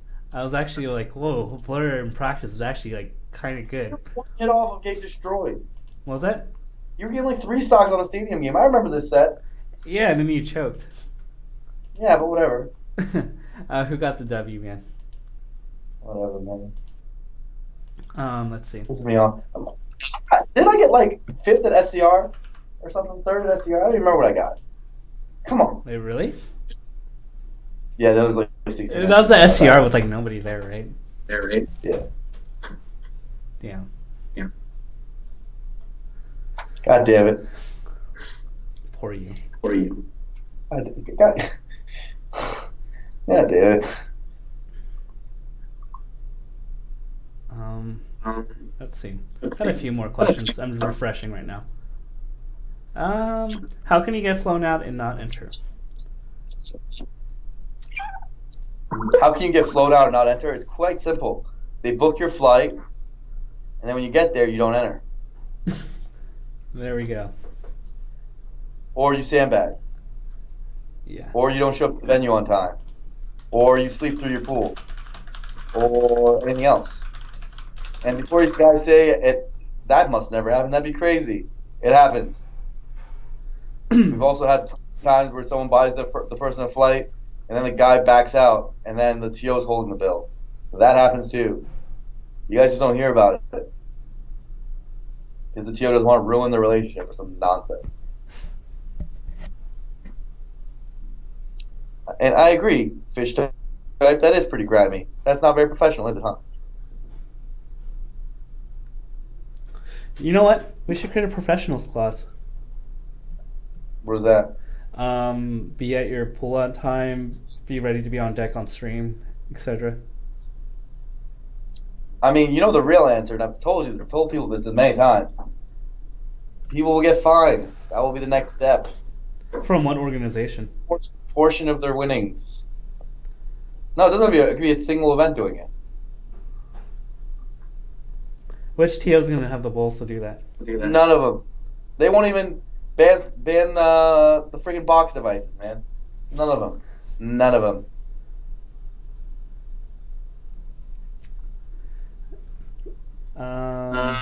Do you see a possibility for a Smashbox type controller with less legality issues in the future, or is something like that just impossible and a GameCube controller will always be the only way to go?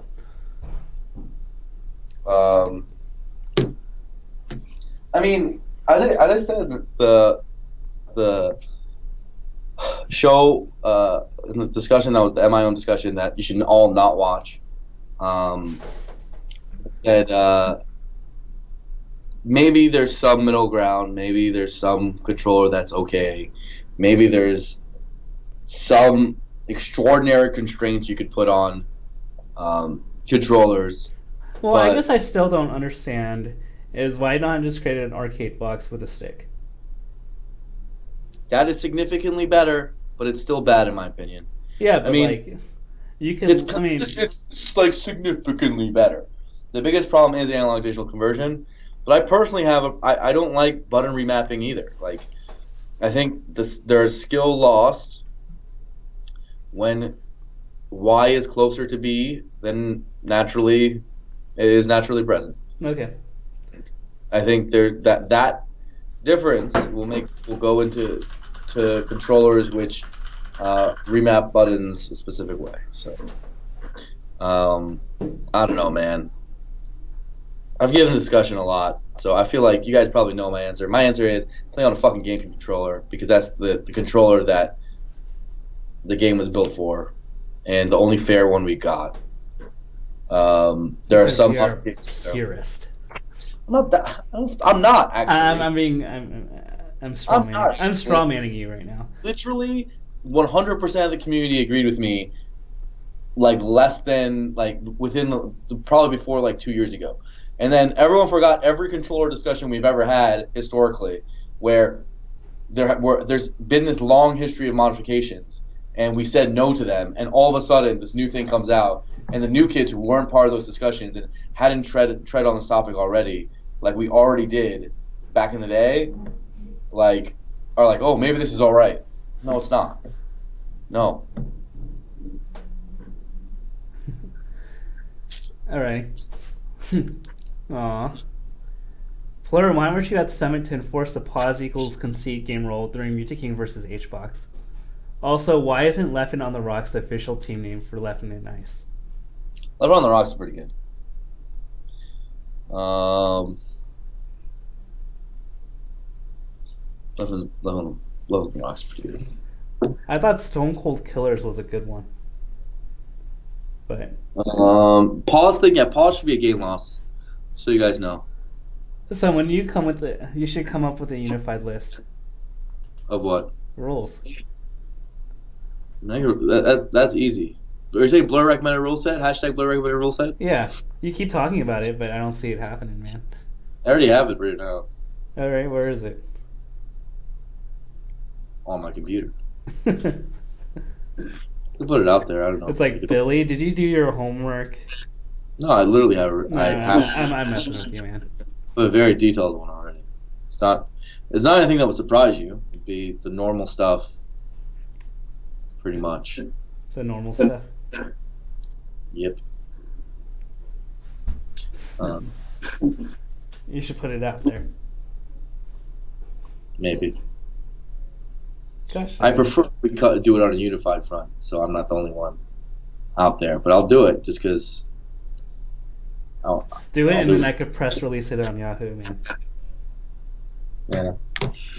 I mean, I'm down to do it just because I know there will be enough fans and enough intelligent people that'll follow my goddamn rule set that TOs will either have to decide to not follow my rule set and go against your boy. That might be the solution. I might just power play this shit. I don't know. I wouldn't.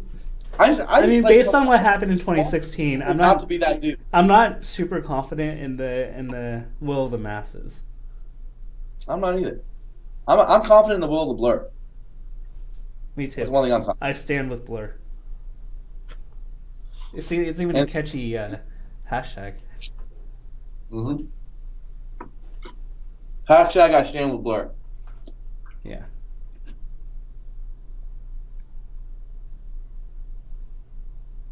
Gravy and Leffen are going at it on Twitter. Really? What are they talking about?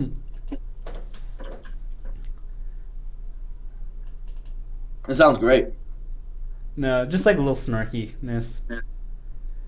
TSM Leffen out here with one of the most high-end Cardano controllers of all time and saying quote-unquote ban modded controllers. Leffen says, "Oh, what? I have ordered a controller from Cardano that's not even notch modded, but I haven't got it and the one I use has no mods. I've always said heavily modded GCCs, GameCube controllers are the problem. I mean, look at your results, LOL. You're getting a little desperate, sweetie, smiley face." You call him sweetie. Damn. Holy crap. The burn. The funny thing is that Gravy's such a sweetheart, too. Like, he's whatever you may think of him for being an evangelist for the Hitbox or Smashbox, like, he's actually a sweetie in person. Anyway. I love Gravy. He's a good guy. He's a good guy, man. But they've been kind of chatting back and forth. Anyway, a little bit congested. I don't see any more. Well, I mean, there's one more. Will Evo be seen as a super major with 2 days and best of threes until the finals? I mean, I think at this current point in time, yeah, everybody wants to win it. It's still everyone wants to win it. It still will be. It's just it's not the only major. It is going to be a dope tournament, but a little sad we won't Sunday.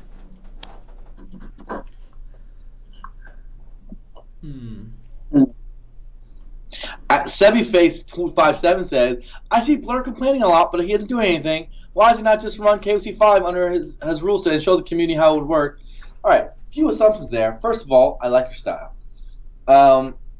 Second of all, dude, why don't you like KOC 5 is my only tournament? Every tournament you see, I'm hosting in some capacity. Come on. Literally, I have a hand in everything. So, are we going to get our Blur rant right now?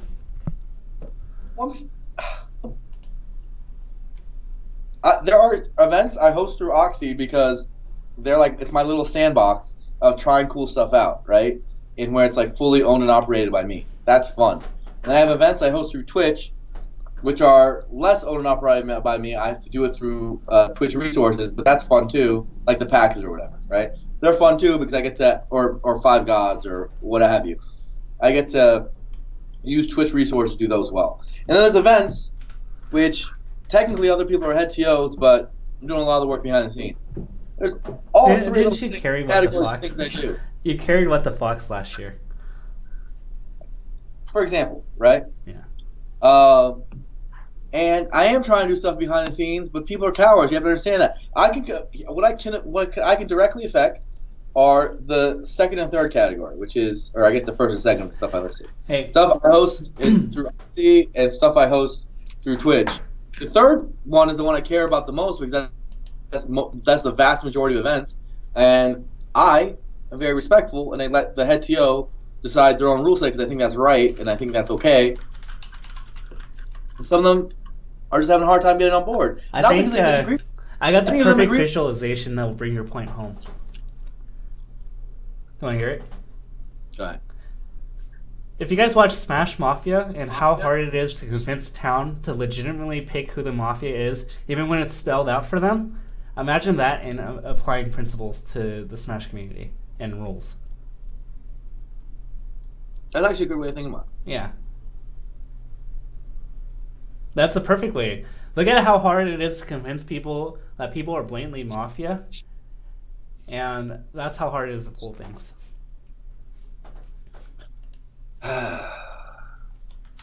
And you know what? They listed on most things. This one, it's a little hard to get everyone together on this one. Just like it was hard for AlphaZilla to bring down the freaking stock count and Brawl. And you know who was right? AlphaZilla was right. You know who's right this time? You're looking at him. God damn it.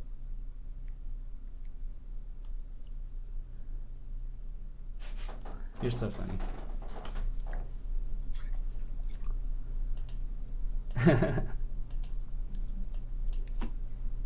So when it's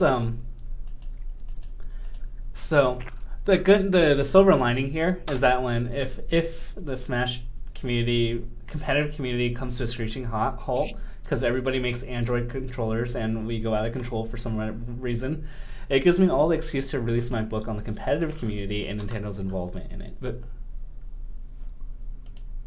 who said that? Did you just say that? What? Was that a question or did you say that? Was that I'm just saying that. It gives me an earlier timeline in which I could release the dark secrets of the Smash competitive community. If only people knew, dude. If only people knew. Only people know. Do people really think that Mango and Lucky are not a top 8 team in the world? Has anyone ever even talked about that? People are asking.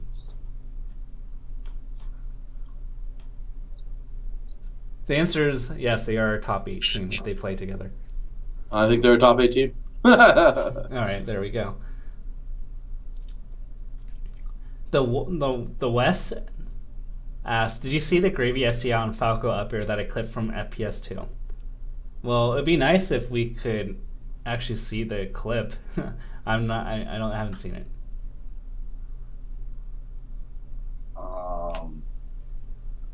There's a clip. Gonna come in, then he runs away, and then you try to chase him down, and you get punished. True. But yeah, when I was saying about pressing the button, because on FD, you see, he was doing the pivots without the platform. Then he runs away, and then but now he has to press a little bit extra amount of Gravy? buttons. And yeah, sure, the more you practice, you should feel Let's see. comfortable. I'm watching this I clip. feel like it's still a factor in it. Because one starts at misinput 20 on that button is still a factor in it. Because one misinput on that button 20 you seconds. can actually mess So, up. I guess it's up here. Same as a controller, but a controller feels more like normal. Gonna come in, Oh then he my runs away, god. and then you try to chase him down, and you get punished. True. Yeah, I feel like it's still a factor in it. Because one misinput on that button You tell me can that's actually mess normal? up anything. I guess. I mean, if there's ever an argument that that kind of rubbed me the wrong way, or the selling point of it's that if there's ever one selling point on the Smashbox that kind of rubbed me the wrong way, it's this. Okay, it's evaluating itself. Okay, it needs to sell itself on value, right? Because if it's not better in any way, then people don't want to buy it, right? And so you want to sell that it has features, it makes things more consistent, and it allows you to do different things. I don't think you could sell that point and also claim that your product is equal. Right? Like, because if you're standing on the envelope that, like, you're more consistent and you have all these benefits, then you can't also advertise yourself as, well, it's, like, fair and equal. And that's always the advertising campaign that always kind of bugged me about the Smashbox. That up air is absurd.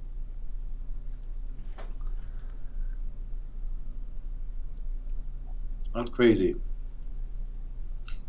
But anyway, unfortunately, I do not have I mean, I've said some of my reservations on it. I don't have as strong of a mission as you, Blur. I mean, like, I don't like it. I'm more of a purist, but, like, I don't know if I'm actively going to campaign against it. There's too many people like you, Tavo. Yeah. The vast majority, just wants to let you guys know, the vast majority of TOs and leadership are roughly in that exact camp. There is a small contingent which is like, no, I think it should be banned, but I don't want to be the guy to do it. A lot of them are like, yeah, I don't like it, but I'm not an active player anymore. These people seem to really care about it, or I'm not going to really actively campaign against it, blah, blah, blah. And then there is another percentage of people who actually want it to be legal, right? Yeah. Probably because they don't understand what it does. But that's what we have.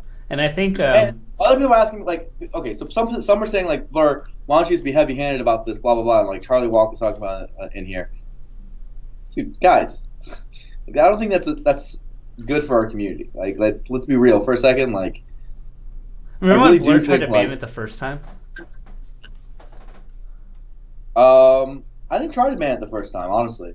Or when you made that little Genesis, tweet that said like not allowed. yeah, I said it shouldn't be allowed. But then when me and Genesis talked it over, I said it should be allowed for Genesis. And the reason I said that is because they never post a goddamn rule set, right? And I do think it's unfair that players register for a tournament and there's no rule set which lists controller rules, and then all of a sudden you tell them a few weeks before that, hey, you have to use a controller, you can't use this, you can't use that, right? And Yeah. the plan was for us then to think about it and reconvene and blah, blah, blah. Tried that. No one cares enough, or all of them are cowards, and so here we are, right? Well, I mean, why don't you have this? Like, for you to partner with a Twitch event, right? Like, you gotta have a rule set. No, because I'm not going to put Twitch's brand out there like that. I don't think that's right. Like, I really do think this should be solved by the community for the community. Okay, well, then what other leverage do you have? I have my own events, obviously, and I could just do that, which is something I'll probably do, but that's fine. But, like, I think the thing I want, because I want it to be fair and really, like... Fair and balanced. I really don't want it to be like a heavy-handed Blur said this, therefore that, right? Because I don't think I'm right all the time, right? I happen to be right in this case. But, like, I think maybe I'd be wrong about something else. Who knows? I was very pro wobbling being banned. Maybe that's a bad decision. Who knows? I was very pro... like, currently I'm pro a lower time limit, right? And we are trying it out at Royal Flush. Royal Flush will have a 7-minute time limit. But maybe I'm wrong. I don't know. What I would like...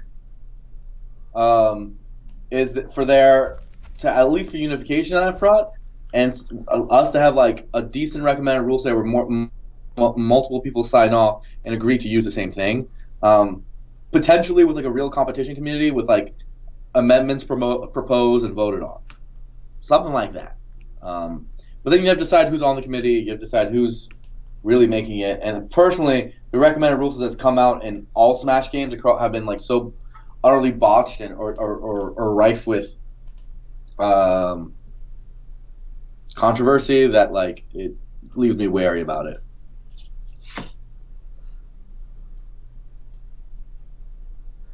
Well then.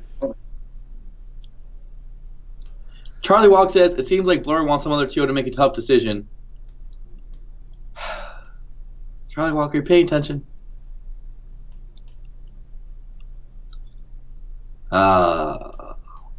Maybe Charlie Walk is basically trying to say I should be heavy-handed about this. Charlie Walk, I respect you. I'm trying not to be. Maybe I have to be that guy. I don't know. Maybe you're right, Charlie Walk. Maybe you're right. Maybe you're fucking right, Charlie Walk.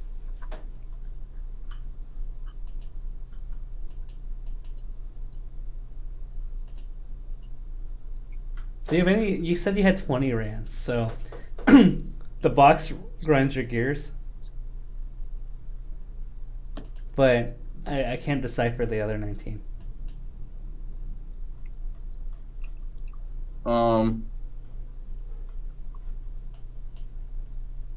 Dude, I got so many. I'm always so angry nowadays that I don't even know how to.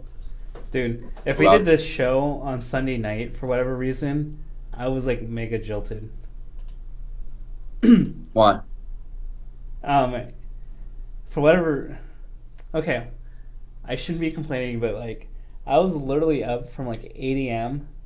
in the morning till 11 p.m. help set up the wedding, be in the wedding, and then help clean up. Mm-hmm. I don't know. So, you were pissed about that? Did you help your sister's wedding? No, not my sister's. This is my friend's. Why'd you help your friend's wedding? You should just dip. I mean, I was a groomsman, so... And a couple of the groomsmen, like... That confirms it. I'm not going to be a groomsman for you, dude. Dude, I was like thinking, like, is this normal? Like, I wouldn't have you guys do that. Like, I would just hire people to do it. But I was like thinking, like, I'm up at 7:30 a.m. to help create boxes for like the next couple hours, and then I have to go to the reception and do the entire venue, and then at the reception I have to busboy everybody, and then afterwards clean all the tables out and sweep the floors and put up chairs. And I was just like, I got work the next day. I was like, I don't know if that's normal, man. I'm sorry. Is that normal? No. Okay. I know you're using BS. Okay. Okay, let's go for I have no more questions, man. That's just why I'm trying to trigger you into something. Wait, there's no more questions? No, there's no more questions. Or yes, there's no. Link in yet? I mean, I've been like linking it. I'm eating pizza, Tank Jink. Man's gotta eat.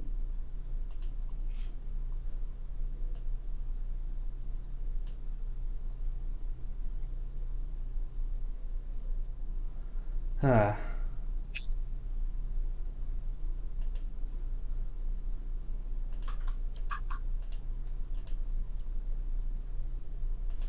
So I'm not getting questions.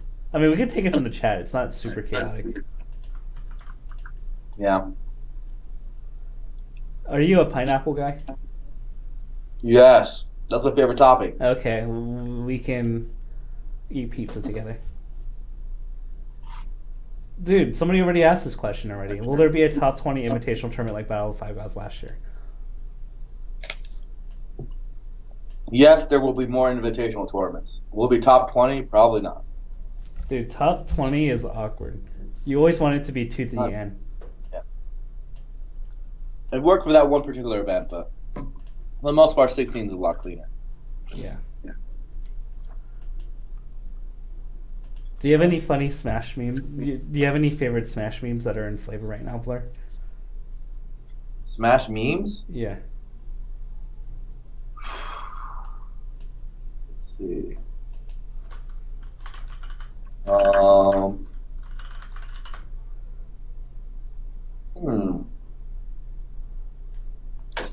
Was there any cool memes from recently? I don't even know what's hot in the meme world.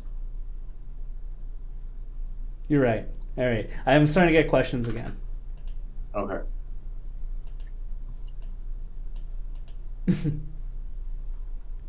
If Fox doesn't exist, is Puff actually broken?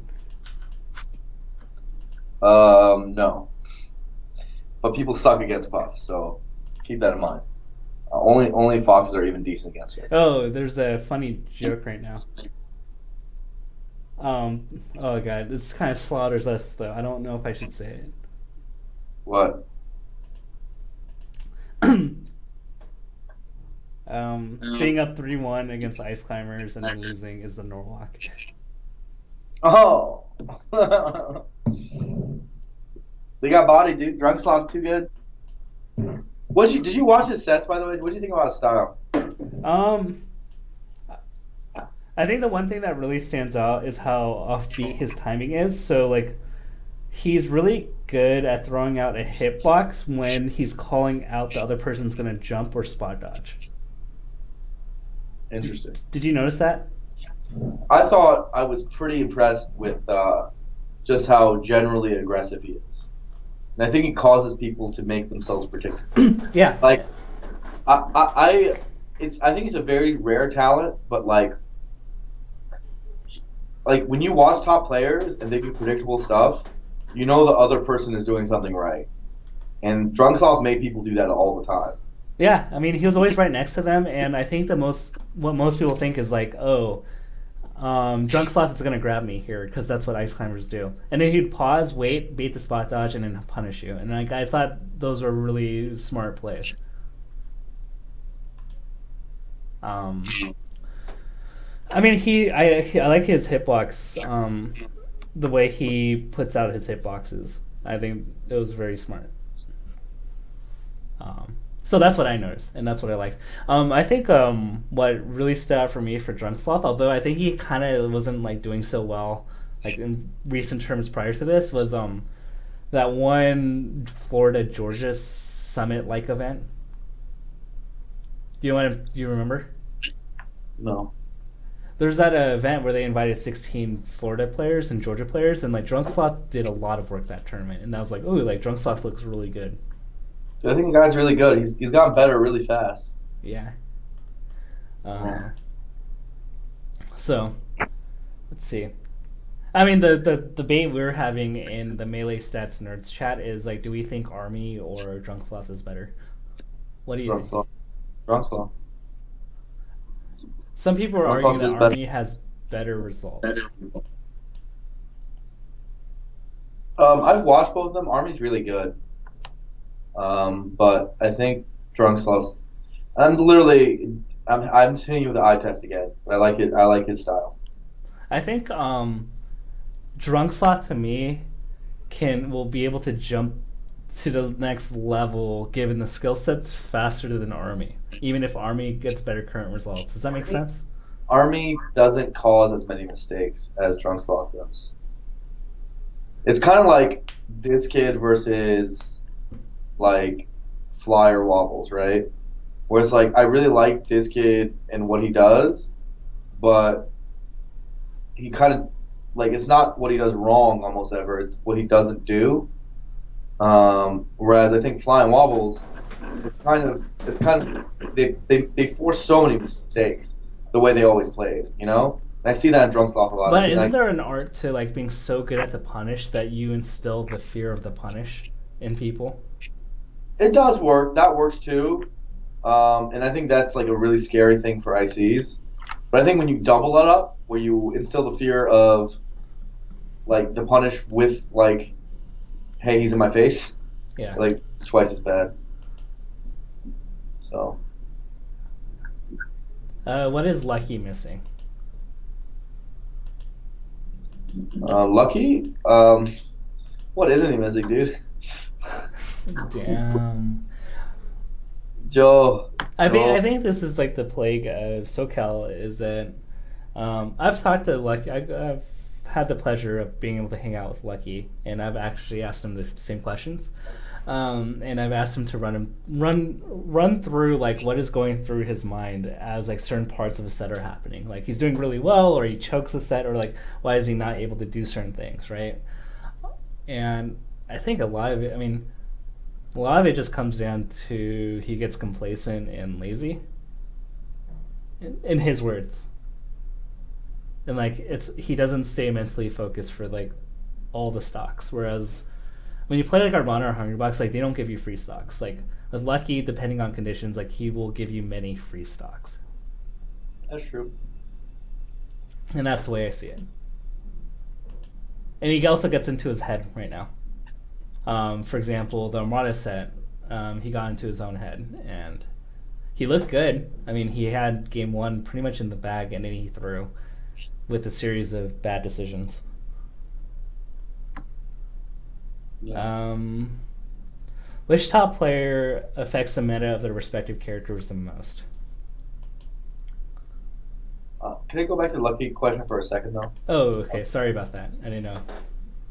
One thing I will say that I like about Joey is he actually really wants it. I've had some like real talk moments with Joey, and trust me, it's not for lack of want. He really wants it, and I think sometimes he's lazy, but for the most part of the top players, he actually practices a lot. He goes to a lot of locals. And no, just to clarify. Travels a lot. He travels.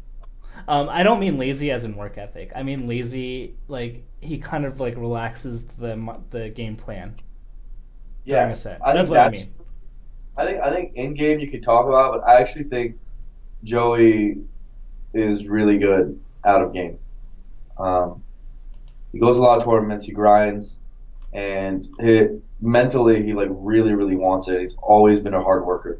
And this guy just came off a freaking like leg knee injury too. He came off a leg injury, and he wanted to play so bad, and he didn't want to lose his skill or his standing in the community so bad that he like rushed himself back. So I think you can say a lot of things about Joey, but he's a hard worker. And he tries really hard, and he wants it really really bad. I don't think he takes care of himself during the weekend.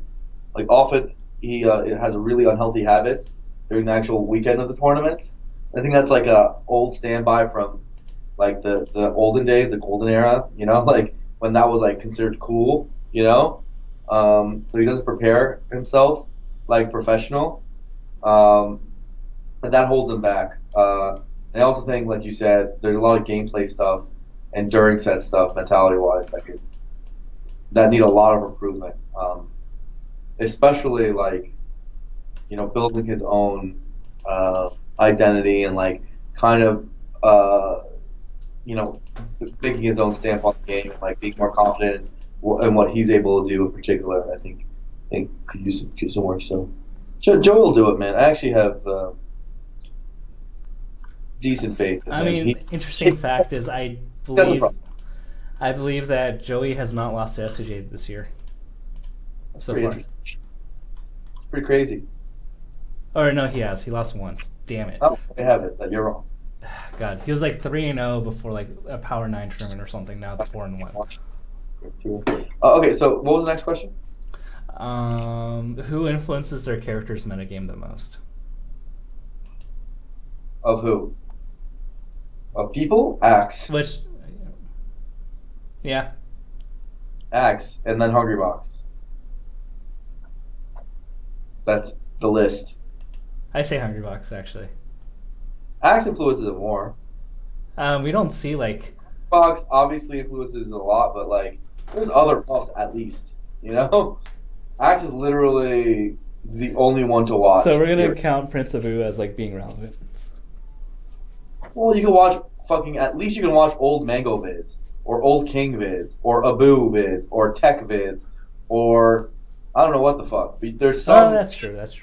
There's something. Tech is stretching it a little bit. With Axe, it's like historically you have one guy, period, and maybe you watch some old Pikachu vids. Yeah, you're fair. That's right. I think it's just the answer is just Axe.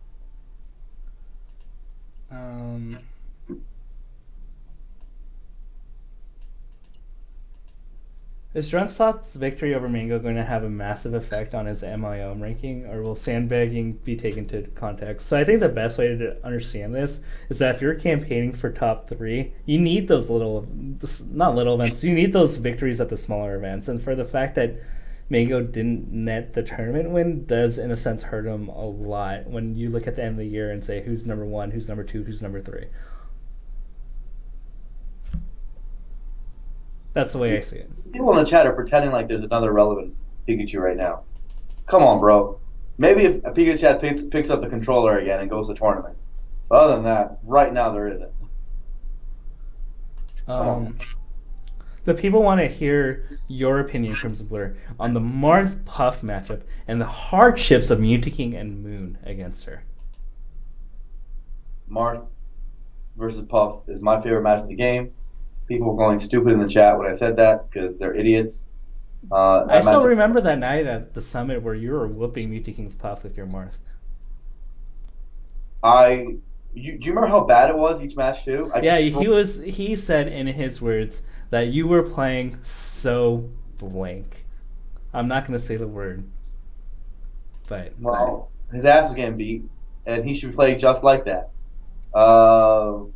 Against Abu, I do really well as well. So, F the haters. Marth is godlike in that matchup. I play HBox, and these are HBox's words, not mine. He said last weekend, yeah, Blur, you're actually amazing in that matchup. You might be the best Marth that matchup. So, fuck you guys. Marth can fight that matchup. And for the 99% of you guys that are thinking that Blur's feeling himself like usual, I have seen him play Marth Puff, and he's actually pretty good at the matchup. I played Dendy, dude. I have old Dendy practice, Dendy. It's like... I say you get 2 stocks on average against Hungrybox, which is honestly better than what most Marths are doing right now. If I was active, I'd be in there. I'd be doing better than 2 stocks. I just make too many technical errors because I don't play very much right now. Oh, like when you do your like random full hops and messed up wave dashes. Yes. Overall, RWB, I don't really take games off HBox. No, not at all. But I do take him down to like, I do better than these motherfuckers are doing. That's for sure. And other puffs, I do quite well with. So, but point is, I'm an old has-been who barely plays the game, and I haven't really been. So screw you. But Don't give me that. Don't give me that. So whatever. Point is, these guys can learn Marth to be Puff. It's possible. They're like far more talented than I am, and they're way better players. And they're just not, and they're idiots. All right, SCJ on a power ranking right now. What tier is he in? IMO, the 11 to 15 range. Yeah, it was like tier 3, right?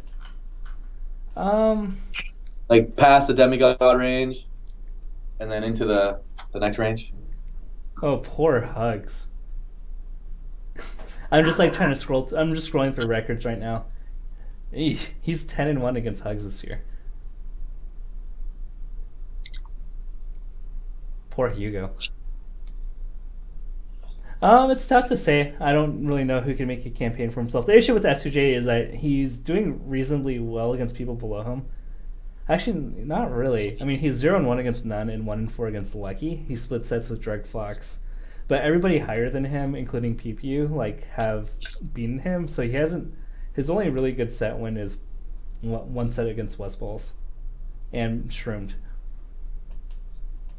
Someone said something smart in the chat. They said, no, actually, he's tier 4 because Armada is his own tier. That's a good point. I agree with that. Yeah. Armada. What I like, by the way. Armada is so awesome. He is. He's so good. He's so good. Is he prime blur good, though? Like his friendlies against Mewtwo King all week, I was like, dude, this guy's amazing. What a freaking legend. I love Armada. I was so proud of them for the ministry stream. Probably the happiest I've been about Smash in a long time. That's very... Yeah, you were really... talking about how we don't do donation streams and stuff, and... The fact that you just did that, and then like just it was like, hey, we're going to do that. And then I really like how Scar and Toph did that at their show yesterday. And it did that for that too. I thought that was so sick. Other moment, like between that, I think the other moment I really liked this year was Genesis team's top 4. That was like the happiest I've been for Melee in a long time. It felt like Melee doubles finally made it. That was a really good peer. How good? Oh man, it was so good. It was literally I think like one of my favorite moments of Melee ever. Just to feel that doubles finally like made its mark, you know, and like was respected as it should be, like to the degree it should be. Do we think somebody out of the top 6 will beat Armada this year? Yeah. No. Actually. Maybe. I don't know. What betting odds would you think? It's not looking good right now. What does Plup... Is that Plup in that 6? Dude, I don't think Plup's doing it this year, man. Oh my god, really? I mean, have you seen those? I mean, granted, it's like kind of aging the games, but like none of the games have ever looked pretty for Plup. Although people will say that he did pretty well. What was it? At their friendlies that they had at the stream last week. I just don't know if he has it in him to beat Armada this year, at least. Especially since Armada's looking so good, right? I mean, to be honest, you know, with what we saw like in the past year, I would say I'm more inclined to say that not a Mewtwo King, a Marth or Falcon's more likely to do it. Yeah, than a Sheik. I mean, he's just so good against Sheik. I don't think it's happening against Sheik. Or as Sheik, rather. I'm still gonna say yes, someone's gonna do it. Because I think it's his saying no almost feels disrespectful to Armada, because it's like making it sound like what he's accomplished so far is like easy for him, and I don't think it is. I think it's extraordinarily difficult to do what he's done. But it's like an additional like compliment, right? Because it's so dominant that he makes it look easy. That's true. I think like SJ was like one hit away. He was a stomp away. He literally had. These opponents he's playing are really good. Like they could do it if one of them just puts it together once. But yeah, it's hard. It's hard, man. Yeah.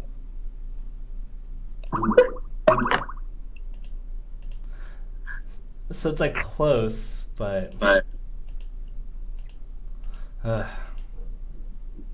eventually one day. I don't think it's happening this year, but if it were, I would say it's probably going to be Marth or Falcon. And so many things are going to have to go their way. When you say Marth, like you saying Moon or Pew Pew? Smash God. Is that really your answer? They won't even meet in bracket. They're literally like that. That won't happen because like, what's the probability that Smash God doesn't go enough tournaments to meet Armada in bracket consistently enough? Well, like, I mean, seeing how you have leverage over those brackets, I'm pretty sure you guys can make it happen again, right? That's not ethical, applicants. Just like how we never played Armada and Silent Spectre or Leffen and Matt.Zev in the same bracket. Of course, we never did that. I've never done that. Alright. I shall speak no longer about it. That's like, those are always going to be like one of the greatest like things that like will never equalize. Like, Leffen's just going to have to hold that L. Yeah. And Armada is going to. Plus the freaking Matt.Zev, that's fun. That'd be funny if like Armada on this journey to be like in the history books, like he just lives in NorCal and just hunts for Silent Spectre tournaments until he plays them. And SS will DQ himself before every single time. Yeah. It'll be great. It'll be great. It's like trying to catch the legendary dogs in silver and gold. Like you're like, yes, I got you, and then they run away. Always run away. Always run away. Had bad memories with that game, man. Let's see. Do you think the gods would actually benefit from attending locals? We'll assume premier-ish locals. I think the only one that would is maybe Mango, because his locals are competitive. Hydrobox has Plup, right? Plup, right?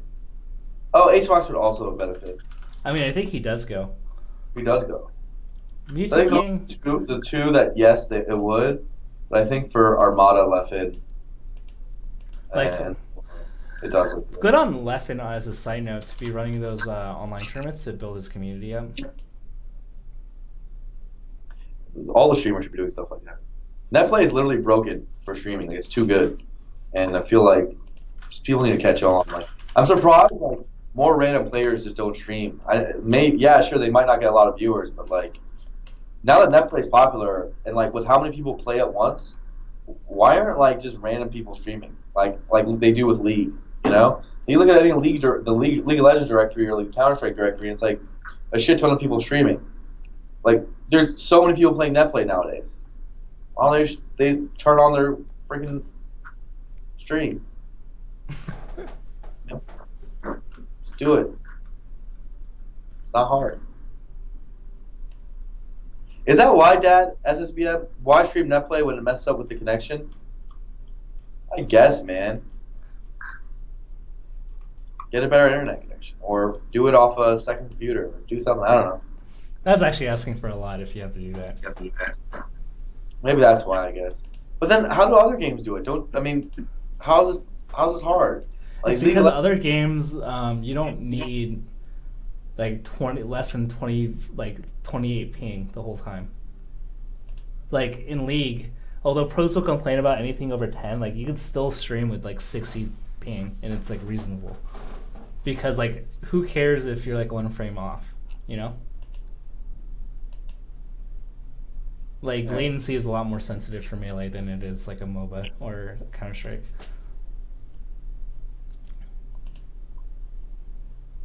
That's why I see it. An insane amount of resources. Is it really that bad? I honestly don't play Netplay at all, so... I mean, they could, but like the thing is like having a spike from 20 to 70 ping in League isn't as bad as going from 20 to 70 in...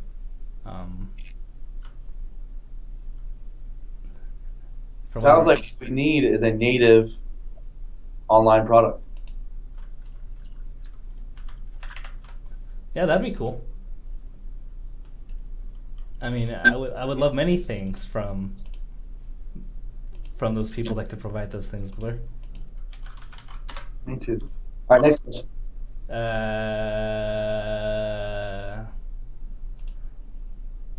Which Sheik is better, Plup or M2K? M2K. Really? At this point? Yeah. What's your rationale?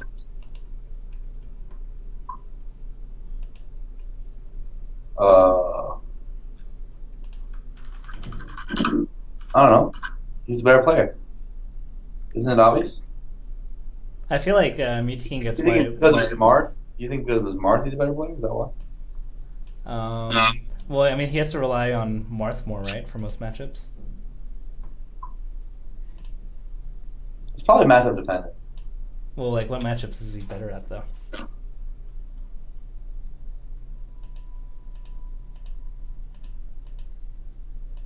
That Mew2King would use it. I think Plup is better against Falcon Is Plup better against Falcon? than Mew2King. I think so.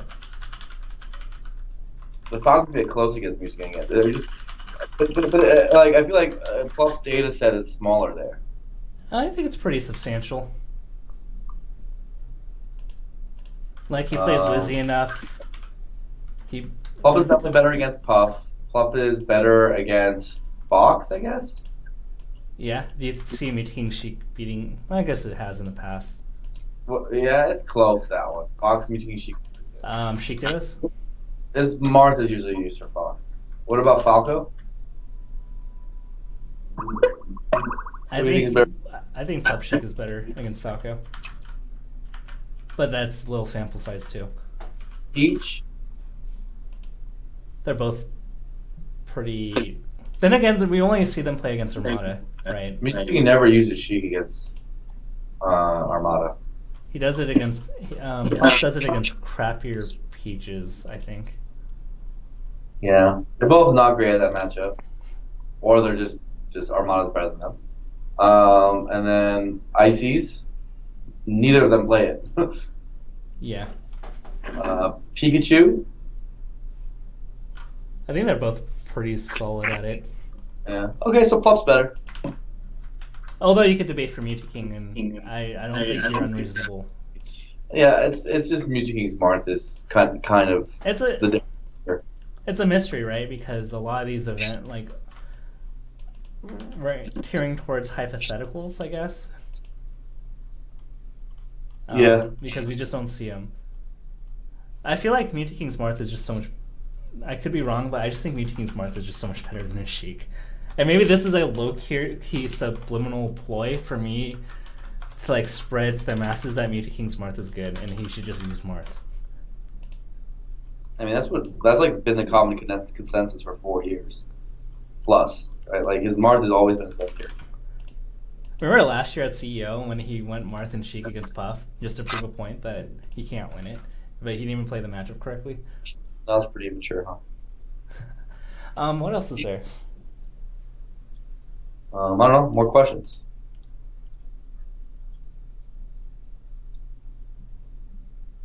Do we have any more questions?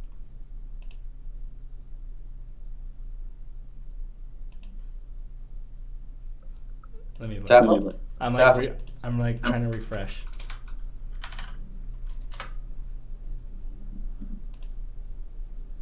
No, that was the last one. Okay. Blur's the best. I miss the old Blur. What does that mean? I miss the prime Blur.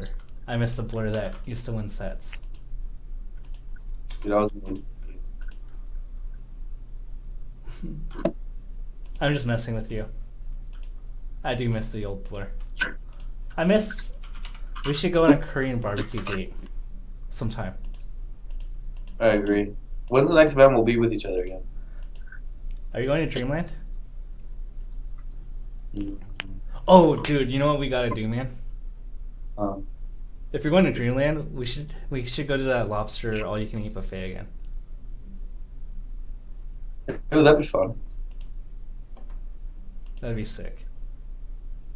Was Florida hot like a couple weeks ago?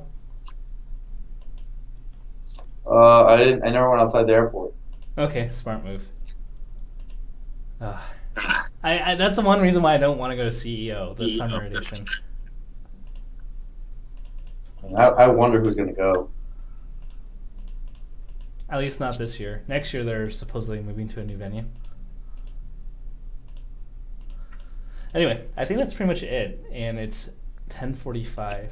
But you're not coming down to SoCal. Anytime you go down to SoCal, you never tell me. Yeah, man. It happens a lot. I go to SoCal like at least once a month. Yeah, and you never tell me. I never tell anyone. Yeah, I know. Yeah, I know. You see like a random Snapchat, you're like, oh, what the fuck? He was in SoCal the whole time? And then by then you're gone, like a blur. I just take that time to soak in the SoCal rays because I like it. Just feeds me so much. We can go walk down the beach together. That'd be adorable. Vicky will be very jealous. What was that? Vicky will be very jealous. Vicky would jokingly tell you you can have him for the day. Okay, I guess we're done with questions. You want to wrap up the show? Yeah, I mean, per tradition, we see who is streaming and we rate them. I think people with auto hosting have done a pretty good job, right? They're done a decent job, yeah. There's Showdown GG. They're chilling. D1. Let's do D1. D1 streaming? Yo. All right. Let me end the local recording. Thank you guys for tuning in. This will go up on YouTube.